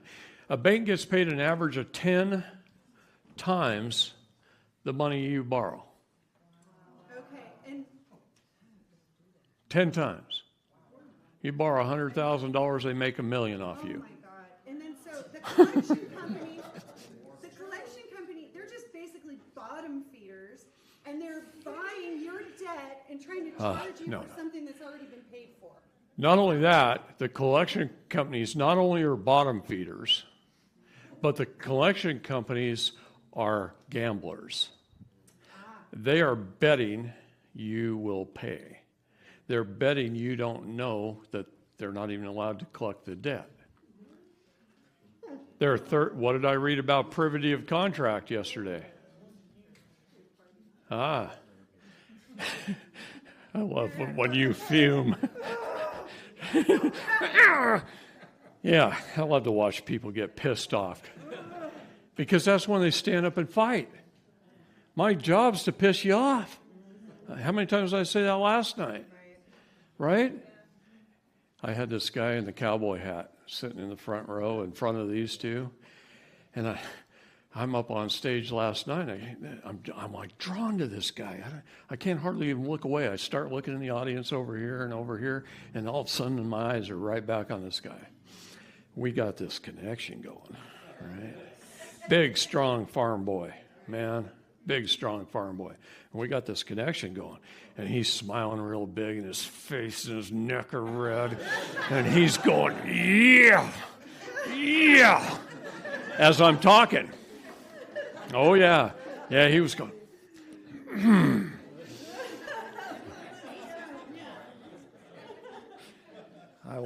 I loved watching him and his reactions. Okay. Quick clarification, you're not saying that we become a state national, declare bankruptcy, and we get $50 million. That's not what you're saying. No, I am not saying that. No. Whew. Oh, God. Help me.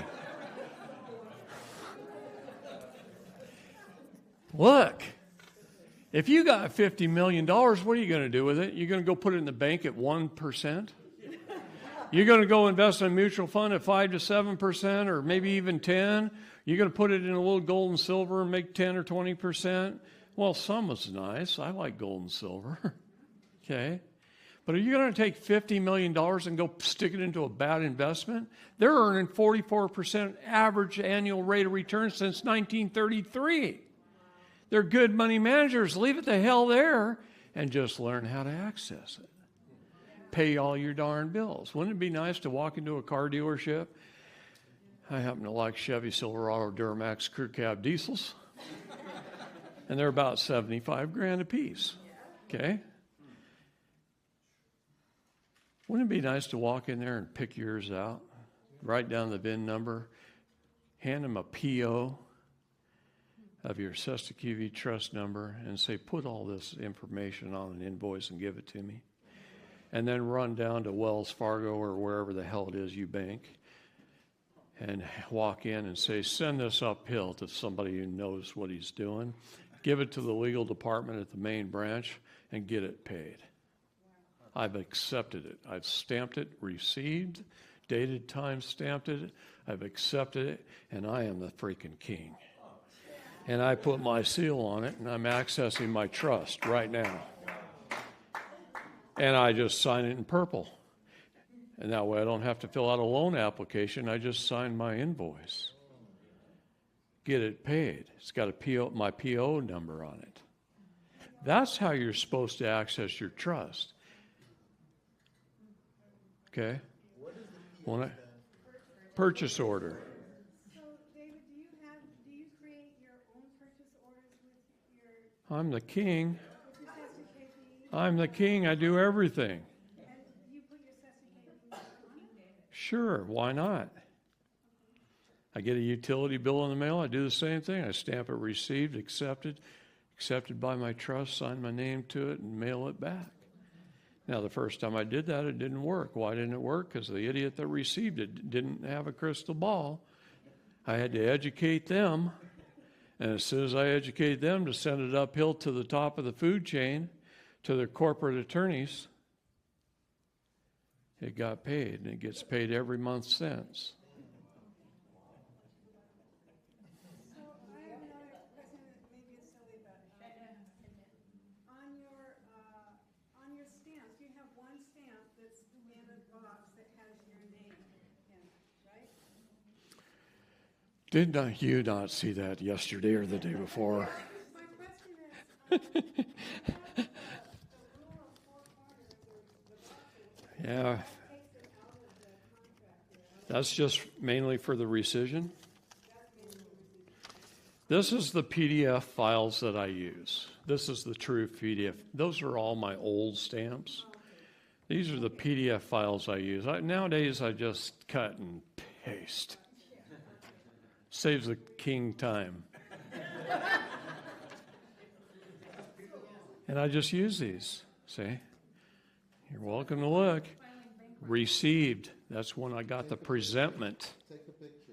Right? That's when I got the presentment. Received. Date and time. Sign my name.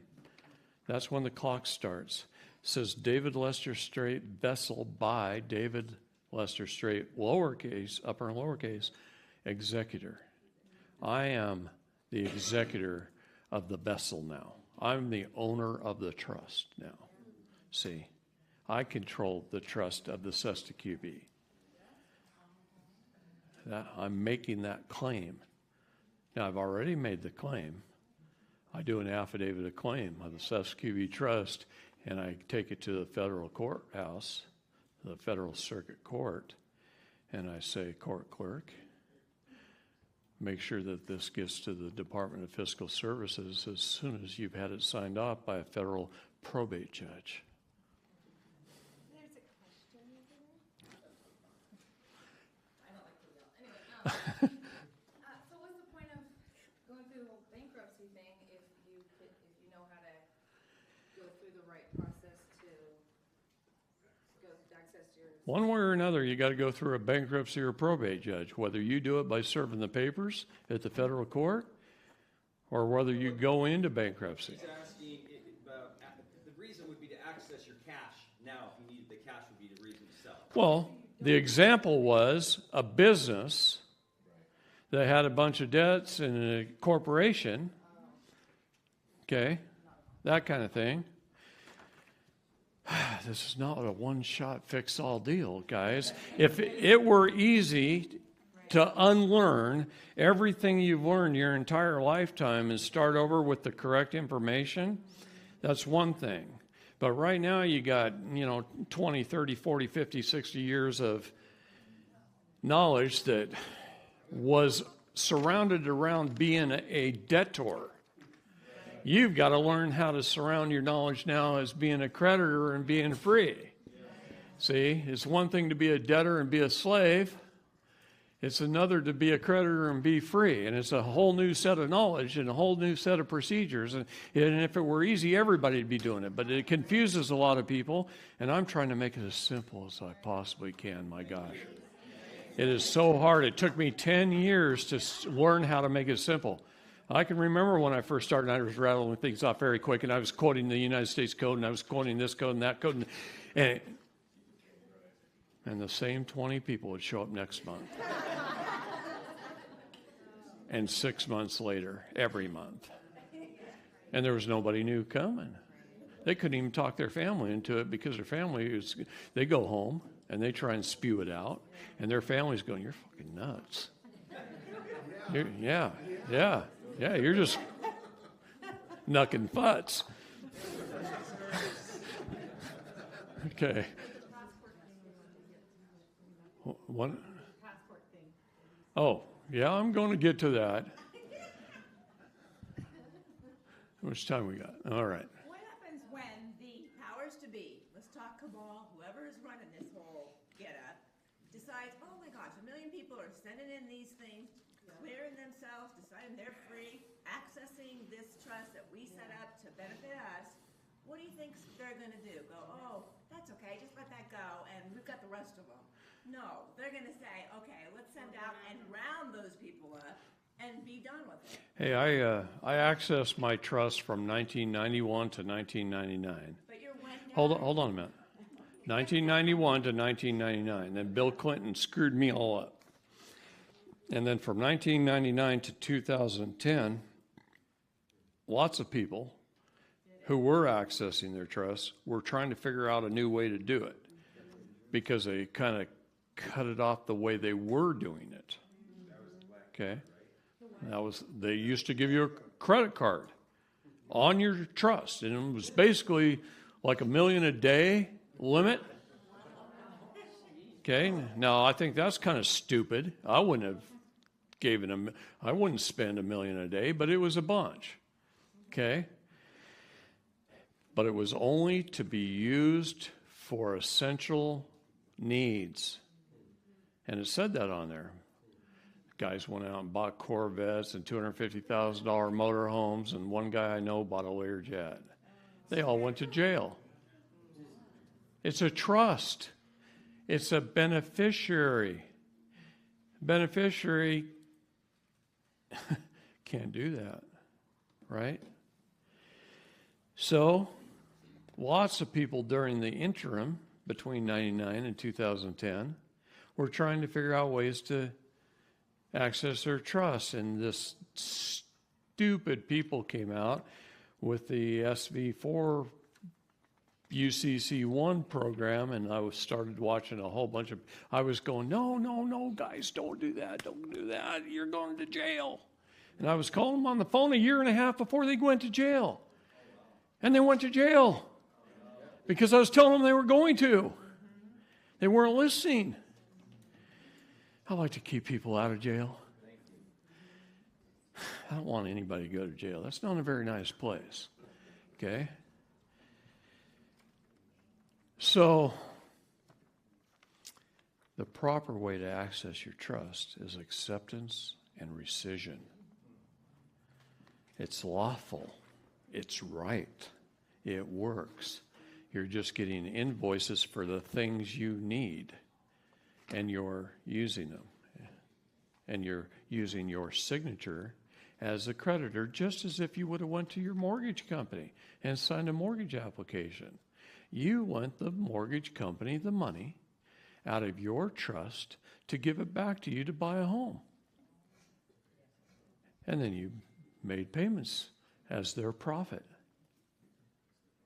All of it was their profit. And you paid for the house again. See, every Federal Reserve in the United States has written a book,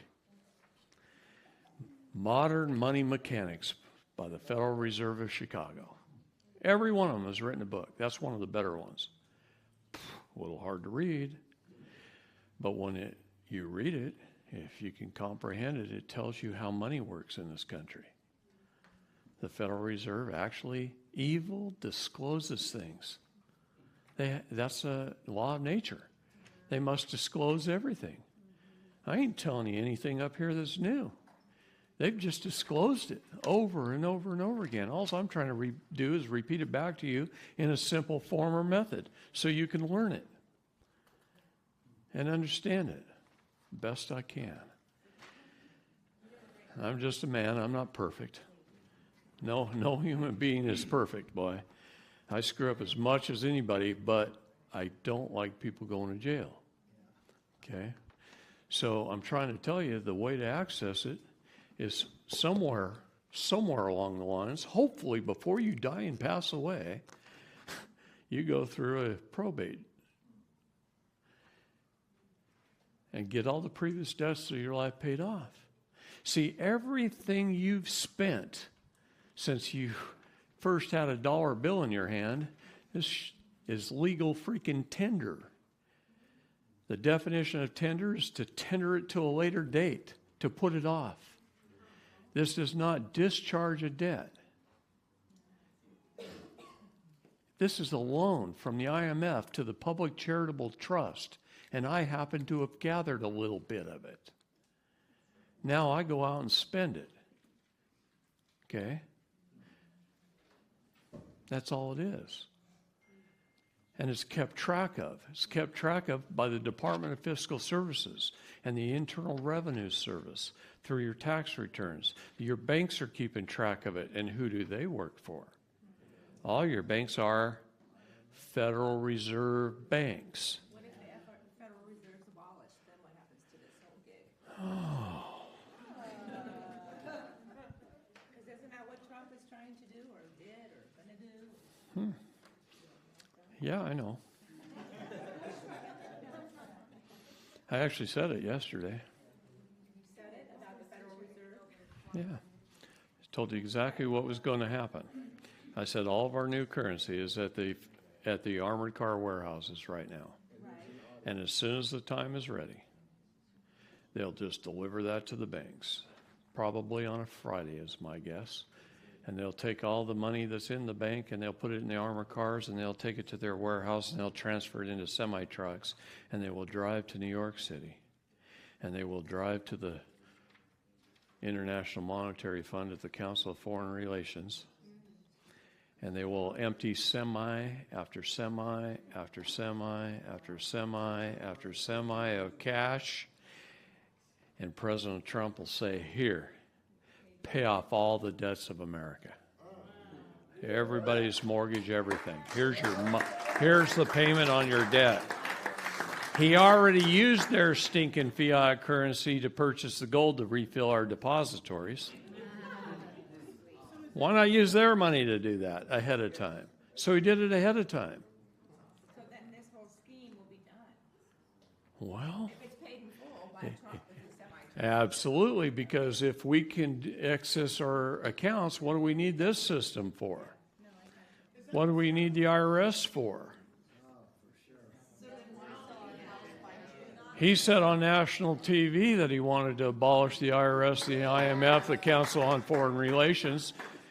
He wants to abolish the pharmaceutical companies and the AMA. I mean, I named them off right there in the Declaration of Independence, a whole bunch of things he wanted to get rid of. Okay? Lots of hands, man. Go ahead. I have a two-part question. On behalf of families, for what's coming, other than becoming sovereign and taking care of our kids, getting that in line, what would you suggest to set our families up for what's coming? Not vaccinating, the things we've covered. What have you not covered to set them up to be prepared? I've covered everything to set you up. Form a corporation. Take dominion over your jurisdictions. I know I've covered a ton of stuff and your minds are all boggled. This is why people come to more than one seminar. So I can go more in depth, more in depth, more in depth all the time. And you can hear it again and again and again until you get it. Okay? And I don't expect you all to learn it in 3 days. It took me 35 years to learn it. Okay? Do we have time for that? Do we have time to do all that? Keep learning. Look, this is why on my thumb drive I do the step ones. Step ones is steps to freedom. You do those things first. Status is everything. Standing, jurisdiction, dominion. How you create standing is take dominion of your jurisdictions. That's it. That creates your standing. Once you have this, the rest will come. Go to the next step. But maybe by then, we'll be lucky enough that enough people have done this that all the dominoes get kicked over and we won't have to. But don't look at it like that now. What does Christ say? God helps those that help themselves, right? Let me say something. So, obviously, there's lots of questions and a lot of work to do. What we're going to do is on June 23rd, which is not next Wednesday, but the Wednesday after, right here in this room, we're going to begin a class. It'll go from 7 to 8:30 every Wednesday. We'll be in touch with David and the people he refers us to, and we'll begin to walk through this whole process, all right? So also, Christo is willing to help, but you're not going to be alone floundering out there. We'll do everything we can to get the best information. We also purchased his thumb drive, and so everything that we can do to help you in this regard, we'll do on Wednesday nights right here in this class, beginning on June 23rd. All right? Will you Zoom it for those of us that don't live here? Hey. Yeah, we can Zoom it. Yeah. Or live stream it. And hold on a second. We've got groups in Southern Oregon. We've got groups in Northern Oregon. We've got groups in Washington State. We've got groups in Coeur d'Alene, Idaho. We've got groups in Utah. We've got groups in Pennsylvania and Texas. We've got groups all over the place that are helping people just like you who came to a seminar just like this. And it's up to you. You guys form your groups in all your cities where you live. If you don't have enough people, get some people there. I'll come see you. And we'll do another one in your city. Whatever it takes, we've got to do this. This is critical for change. That's right. There is nothing more important than what I've been teaching you this weekend. And I'm not the one saying that. I've been told to work as hard as I can, to do as much as I can, to go as many places as I can. So I'm home on Tuesdays. Okay? I travel on Mondays, I travel on Wednesdays, I'm home on Tuesdays. I'm somewhere every weekend like this. I'm working as tirelessly as I can. So...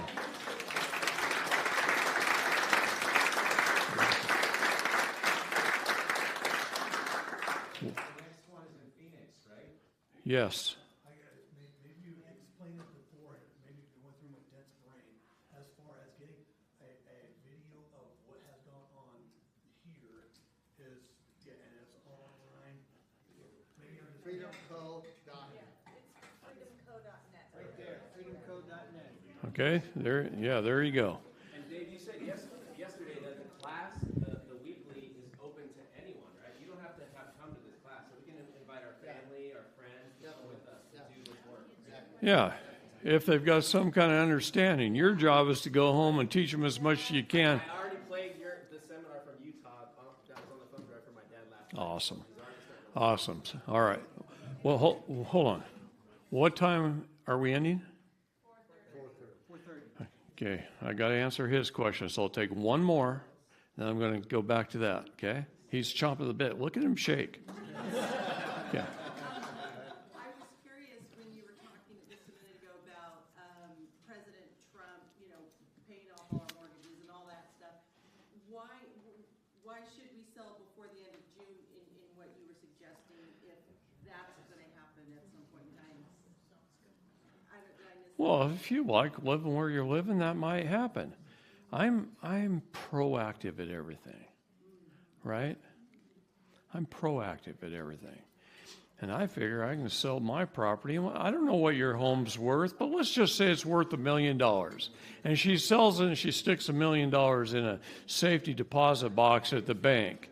And now, because knowing what she knows, she can look up the laws on adverse possession and she can pick out her next mansion and use just a tiny bit of that little cash and go pay 7 years of property taxes and walk in and own it. And now you've got that to live on the rest of your life. I just set you up for life. And that's if everything goes to hell in a handbasket and maybe we don't win the war. We win the war. I'm teasing you. But I'm a guy, I'm a warrior. I prepare for the worst. I have plan A, plan B, plan C, and plan D. I know my enemies. I know what weapons they have and what beaches they're fighting on. So I plan for the worst and I hope for the best. And I press forward and I burn the bridge. And that's how I live. Okay? Yeah. One of our famous generals said that.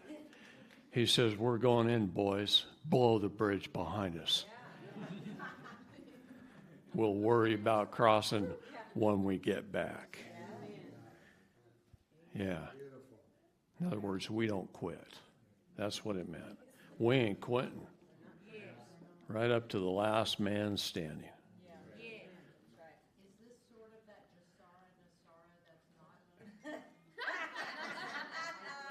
You know what the problem with that is? You guys put time limits on it. Time limits will kill you. Don't put dates on stuff. Don't call President Trump and tell him on January 17th, if you don't have it handled by then, give me immunity because I'm taking care of it.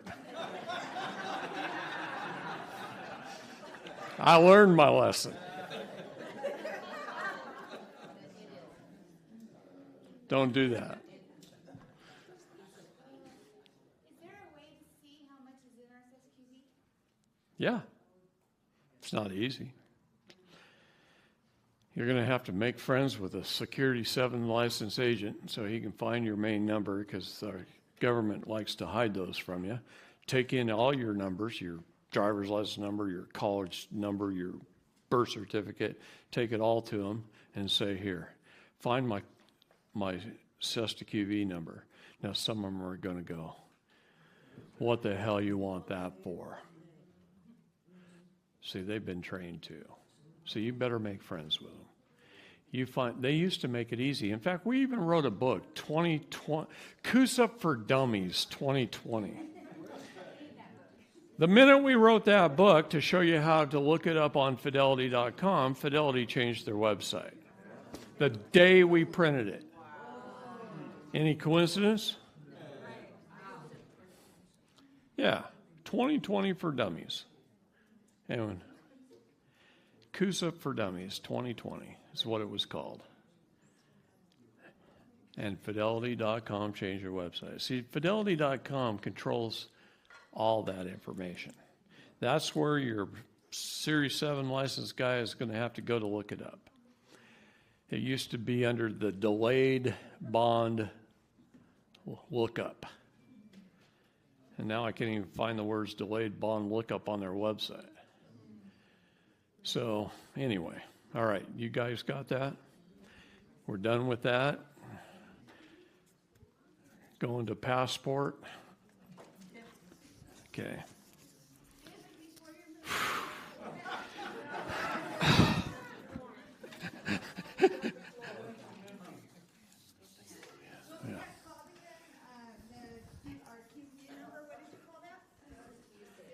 It's your CUSIP number, CUSIP.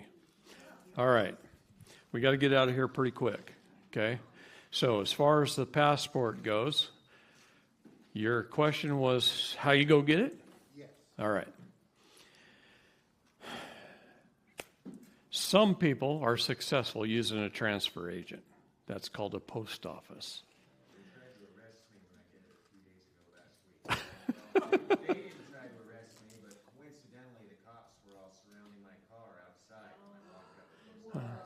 You just look like a criminal. No, I'm kidding. I'm kidding. Oh, gosh. No. Look, don't go to the post office. You need to go look the person in the eye who's issuing the passport. Oh, God. I've done that before. Well, that's where they issue them close by. They issue them in Seattle, they issue them in San Francisco, they issue them in LA, San Diego, lots of places across the country. Denver, Dallas, Houston, lots of places, Chicago. So there's all these places across the country. Now, lots of state nationals have come from the Pacific Northwest, and we all go to Seattle.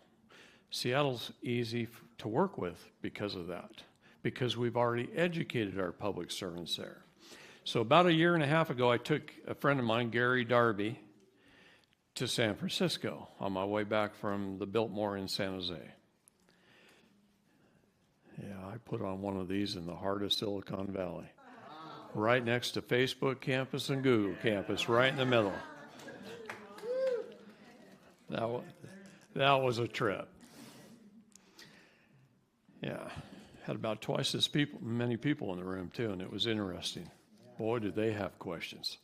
I think you guys have questions. No, they have questions. Anyway, they all want to access their trust right now. Bunch of greedy people. Okay. So if you follow my steps to freedom, it actually tells you what words to use when you get there. See, the trick is you got to get 2 photographs. Then it says you need a couple of pieces of ID. You use your driver's license or any other contractual agreement with the government, I'm going to kick your ass. Don't use those as ID. Look under alternate ID, and you can have somebody who's known you for a long time swear out an affidavit, and they sign it right in front of them, so you got to drag them with you. Okay? Yeah. See? What's that? This is U.S. We're talking about U.S. So what's the time length that they need to know you? Sign that affidavit. Here's what I'm going to tell you. 7 minutes? 7 years. Oh, 7. Thank you. I gotta qualify what he's saying. All right, 7 years. All right, read the instruction manual that goes along with the DS-11. So what you're going to do is you're going to go to the State Department's website. You're going to download the DS-11. You're going to have it in front of you. Okay? Download it, print it off, have it in front of you. Download their instructions so you can see what kind of alternate ID, but don't use their instructions to fill it out. You're going to go to coppermoonshinestills.com.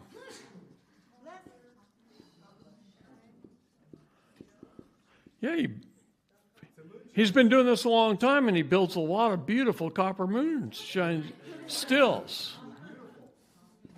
Yeah, they are beautiful. Can I ask you a question about him? I went to his website. Good. It says state citizen. He uses that term a lot. Don't use that term. See, there are things he doesn't know. Okay. coppermoonshinestills.com, and just follow have it on your computer, have the DS11 on your desk, and fill it out the way he tells you to fill it out. Because he's right and he updates it all the time. I've been doing this with him for years, and it's worked. So that tells you how to fill it out. Now you take your 2 pictures and your 2 alternate pieces of ID, okay? And you're going to have to set an appointment with the State Department office, passport office. Now, COVID has made things a little bit stupid, all right? And a lot of them aren't taking appointments. However, there's always a way to skin a cat. I had a guy in Wyoming call his senator in Wyoming who called the Denver office while he was standing at the front door and they were telling him no. He called them, handed him the phone. Senator says, get him his passport. The senator of Wyoming told the Denver office, State Department, to give this guy his passport. Come right on upstairs, sir. Yeah, it's a pretty good one. The legislative boss is actually helping you, right? You said 2 alternate forms of ID. So if you have the affidavit that somebody who you take with you to confirm. They have to sign it in front of the agency. What's the second alternate ID? Read what it says on the instruction manual under alternate IDs. They list a whole, they say you can use this or this or this, or you can use this or this or this, or here's some alternate IDs and you can use this, this, this, or this. Go to alternate IDs, pick 2. I don't care which ones. Pick 2. All right, got that? All right, coppermoonshinestills.com. Fill it out the way he says. You walk up to the counter. You're going to have to explain yourself twice. Most people incriminate themselves, say what I tell you to say, and shut up. Okay? So first, in order to get the appointment, you should make a reservation in Mexico. You can cancel it later. But I'm going to be traveling to Mexico, down to Puerto Vallarta, and sit in the beach. And now you qualify for, and do it within 10 to 14 days of the appointment. And now it's an expedited passport. You want the expedited passport service. Is the only way you're going to get in front of a passport agent. Period. This is the only way you're going to get in front of them. When you walk out the door with your passport, if you don't want to go to Mexico, cancel it. But you got to walk in with your itinerary for your trip. Yes, you do. You got to prove what you said you're going to do, right? Now, when you walk up to the counter, you're going to take your affidavit of repudiation with you. And it has been recorded by the county by now, and it's got the mail label 200 by now, and it's already signed with a notary, and it's already been sent, and it's got the certified proof of service and the certified judgment of unrebutted affidavit, and it's one document now. Okay? Wait for it to come back. That's the judgment, right? You have to follow the process. Okay? No easy way around this. If it was easy, everybody would be doing it. People that aren't willing to put in the effort don't get the job done. Okay, so you do this, and you go up to the counter, and you say, here's my 2 photographs that's required. Here's my application properly filled out. Here's my 2 pieces of ID, and here's my affidavit of repudiation. This repudiated my citizenship and declared my status as defined by the federal government in Title 8, Section 1101A21 as a state national. Please issue me a passport that reflects that status. Oh, here's my fee too, and my itinerary. I forgot those 2. That's my fault. Anyway, you do that. Please, and that's all the words you say. Now he's going to look at that, especially in San Francisco, and go, I got to go get a supervisor. And you're going to do it all over again. So practice in front of the mirror in the bathroom. Here's my 2 photographs, my itinerary, and my, what did I say? My 2 alternate pieces of ID, my DS-11, and here's my affidavit of repudiation that repudiates my citizenship and declares my status as defined by the United States government in Title 8, Section 1101A21. Please issue me a passport that reflects that status. And then shut up all over again. Now he looks at you, he looks at that, he looks through all your paperwork, your affidavit. He's going to go in the back room, he's going to make a photocopy of your affidavit. And he's going to say, come back at 3:30 and pick it up. And you have to stand firmly upon your rights and insist that they issue a passport. Now I even go a step further. When I get back there at 3:30, and he says, here's your passport, here's this, swear out your little oath thingy, I'm going to say, does that passport reflect the status that I asked you to up front? However you want to say it. I said that really poorly just now. Okay. But you get my drift. Say it eloquently. Does that passport reflect the status of which I am, which I requested? Thank you. That's good. I couldn't pull that word out of my rear for nothing. Okay. Oh, God. We got to have fun. Got to have fun doing this. All right. And then you get your passport and you go home and you think just the affidavit feels good, honey. Wait till you have that passport in your hand.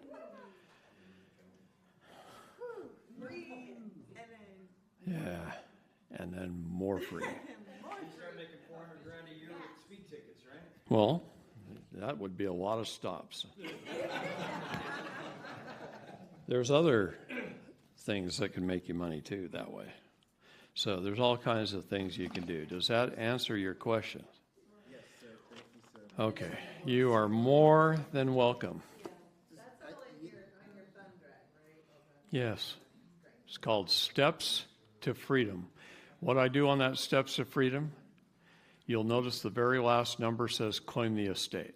I'm not going to tell you how to do that until you do the first 9 steps. Yeah. Go right ahead. Stand up.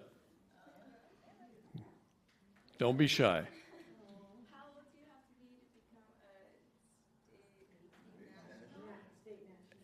You're past your 8th birthday, aren't you? Yeah.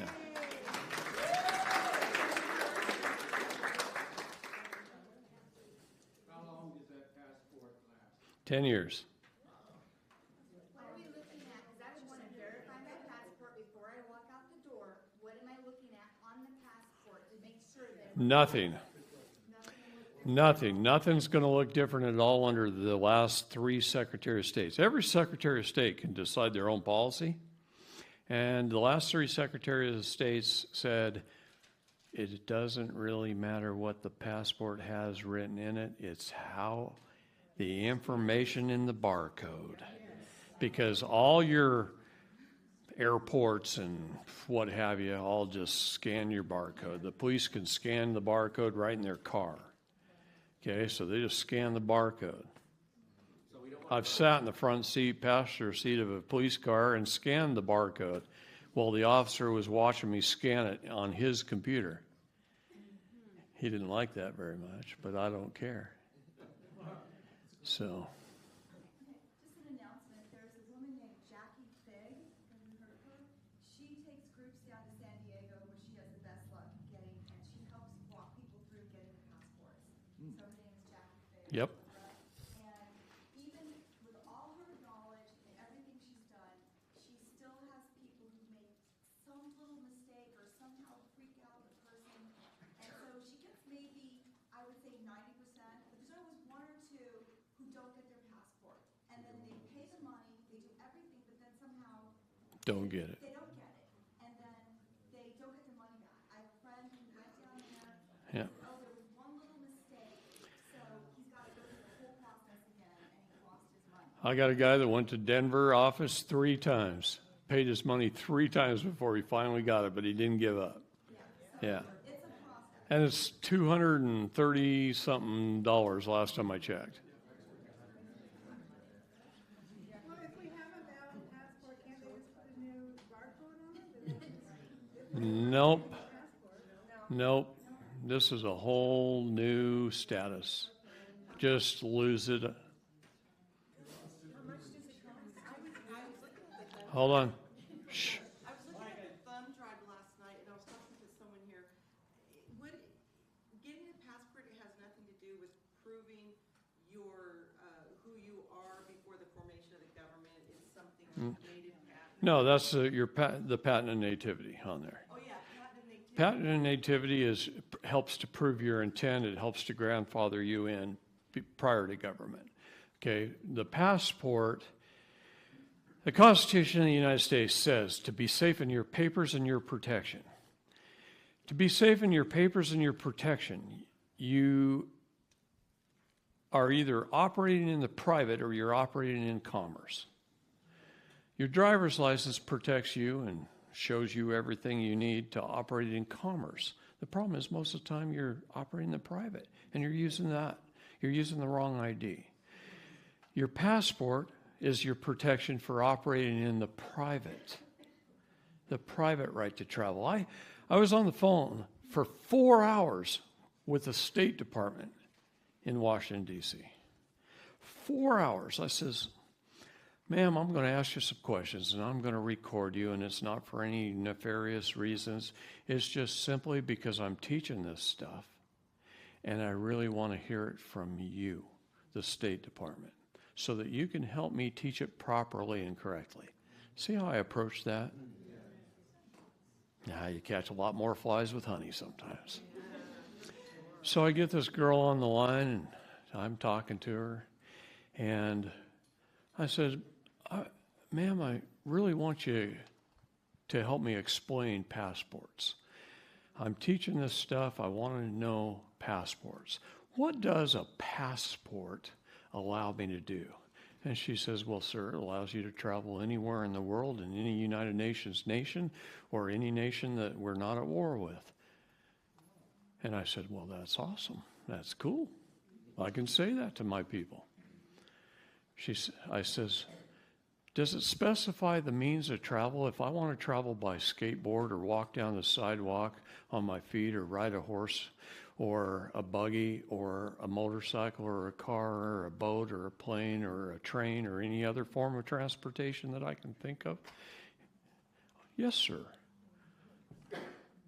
Yes, sir, it does. That's your identification when you're traveling in private.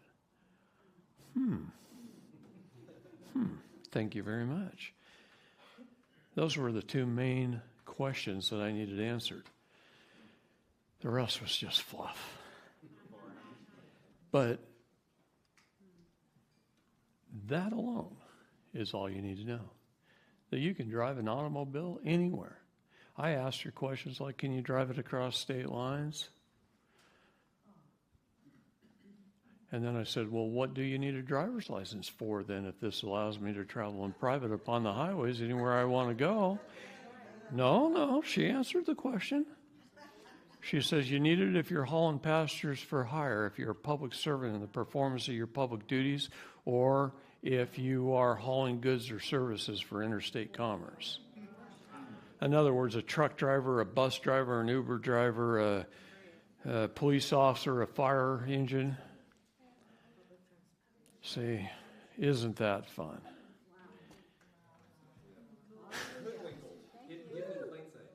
What's that? Everything is. Do you know you can go to the United States Department of Transportation, the U.S. Department of Transportation, and order plates you can put on your car that's U.S. plates that allow you to travel and they never need renewed and you don't have to pay those really expensive California plate fees? Oh, wait, I shouldn't have said all that. Teaser! This teaser!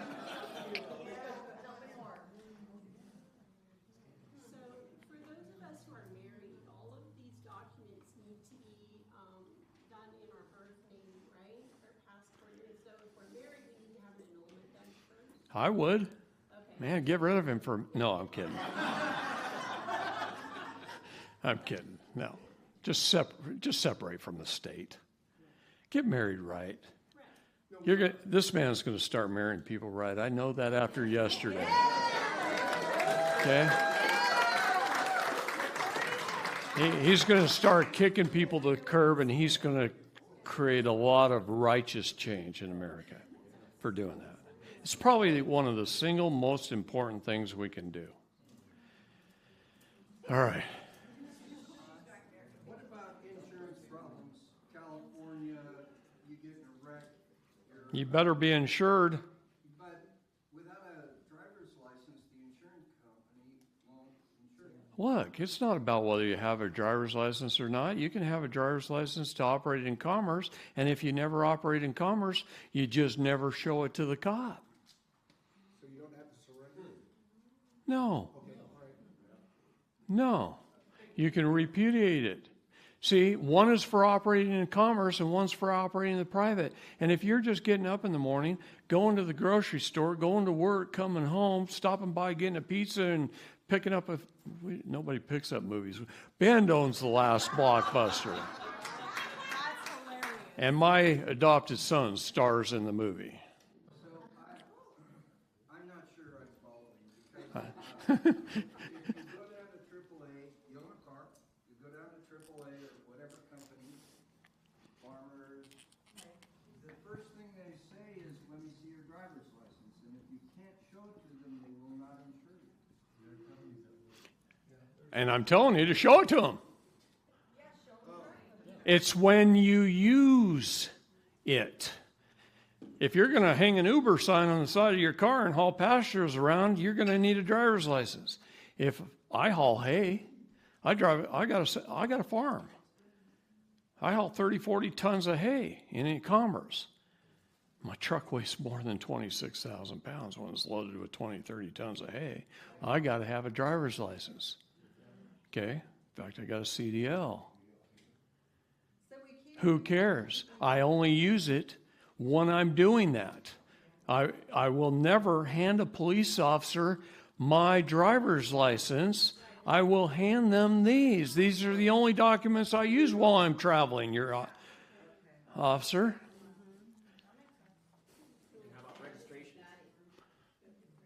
Why would you have a registration if you got an MCO? I'll hand them my MCO. Now the state has no authority over my vehicle whatsoever. So I got pulled over recently in Nevada. Oh, I'm so sorry, Darlene, you first. Well, I have a passport question, so we can go back. Okay. So this is kind of interesting. I got pulled over and got a ticket, and I tried my new language before I was a free woman, and he really warns against that. Like, you don't want to play between jurisdictions. Right. And then, but when I got pulled over, the officer read the VIN number on my rental car, and he came back and he's like, "Well, I can't do anything with this." And I was like, "Well, why not?" And he says, "Well, it's in trust. So when it's in trust, they can't pull your car. And they can't tow it because it's in trust."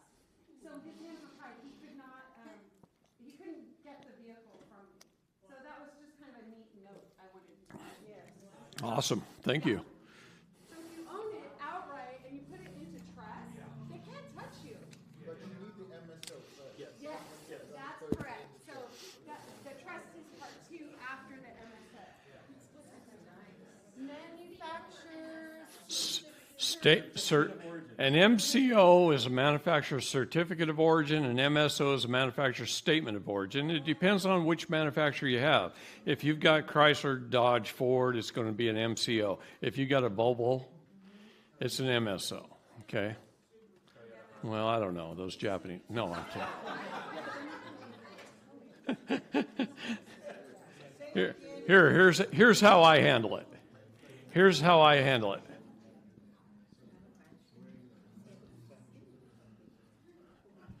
I just put them both together with a hyphen. Okay, now, who was the first car insurance company in America? Travelers. Why? Because we're travelers. See, it wasn't until about 1935 when this whole system of fraud was created. that they issued driver's licenses. Nobody had one prior to then, and there were a lot of cars on the road by 1935. A lot of Model T Fords. I remember my dad had a Model B. It's one of the first ones that Ford painted yellow. Everything was black before that year. Okay. So regarding passports, we have two daughters that are under 8. So they have slave passports then until they turn 8 and then they get to go through? No. See, when you have kids under 8, they're already born, it's not born in the future, you've already got them, you're just kind of stuck with them.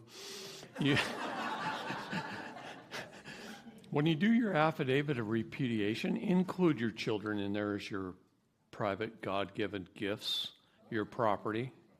They're yours. Include them in your affidavit of repudiation. Okay? You make the decision for your children, but till they reach the age of accountability, then they can make their own decision. Okay? So they get a free state national passport as well. What does that do for vaccines? It's your job to determine their status until they're 8. It's their job to determine it after age 8. So my daughter's... Don't do it. Just stop. It's like drugs. Just say no.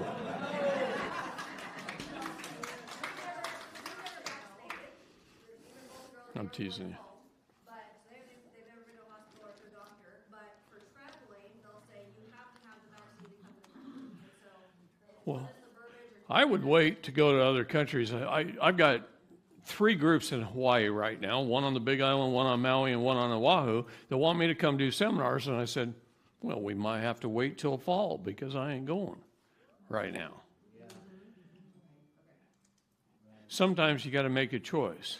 See, Hawaii and Alaska are United Nations nations. And they've got their all vaccine travel things that you have to do right now.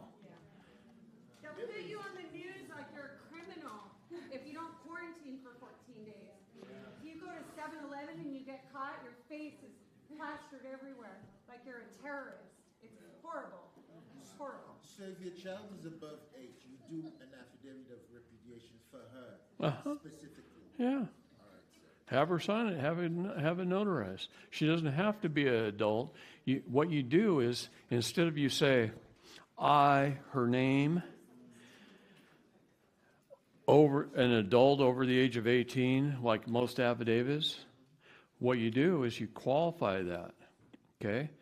I, her name, having reached the age of accountability of 8 years old and having my parent present who is over 18, named blah, blah, blah, in your name. That's how you do the affidavit to help her out. There's always a way to skin a cat. Reagan. I have a question about passports. What if someone was born in one of those states, Hawaii, Alaska, or Louisiana? Does that affect getting does that affect the process differently? You don't have to worry about Louisiana. They got a reciprocal agreement. Alaska and Hawaii, no, it doesn't as far as the U.S. State Department concerns. It's all under treaty. There's this treaty anyway. So if someone was born in Hawaii or Alaska? Yeah. I mean, oh my gosh. There's always one that complicates everything. I love her. Yeah, there is some complications. Okay, you got to figure it out, what it is there. Young children are tough. Okay, anybody over 18, all of us in the room, pretty much, almost all of us. How old are you? 14. All but one in the room. 2. Where'd the other one go? Oh, hi. You were just hiding over there, huh? Being really quiet, not saying a word. How old are you? You know, you two are my favorite people in the room. You know why? because I wish I learned it at that age. I wish it didn't take me 35 years of mistakes to learn it.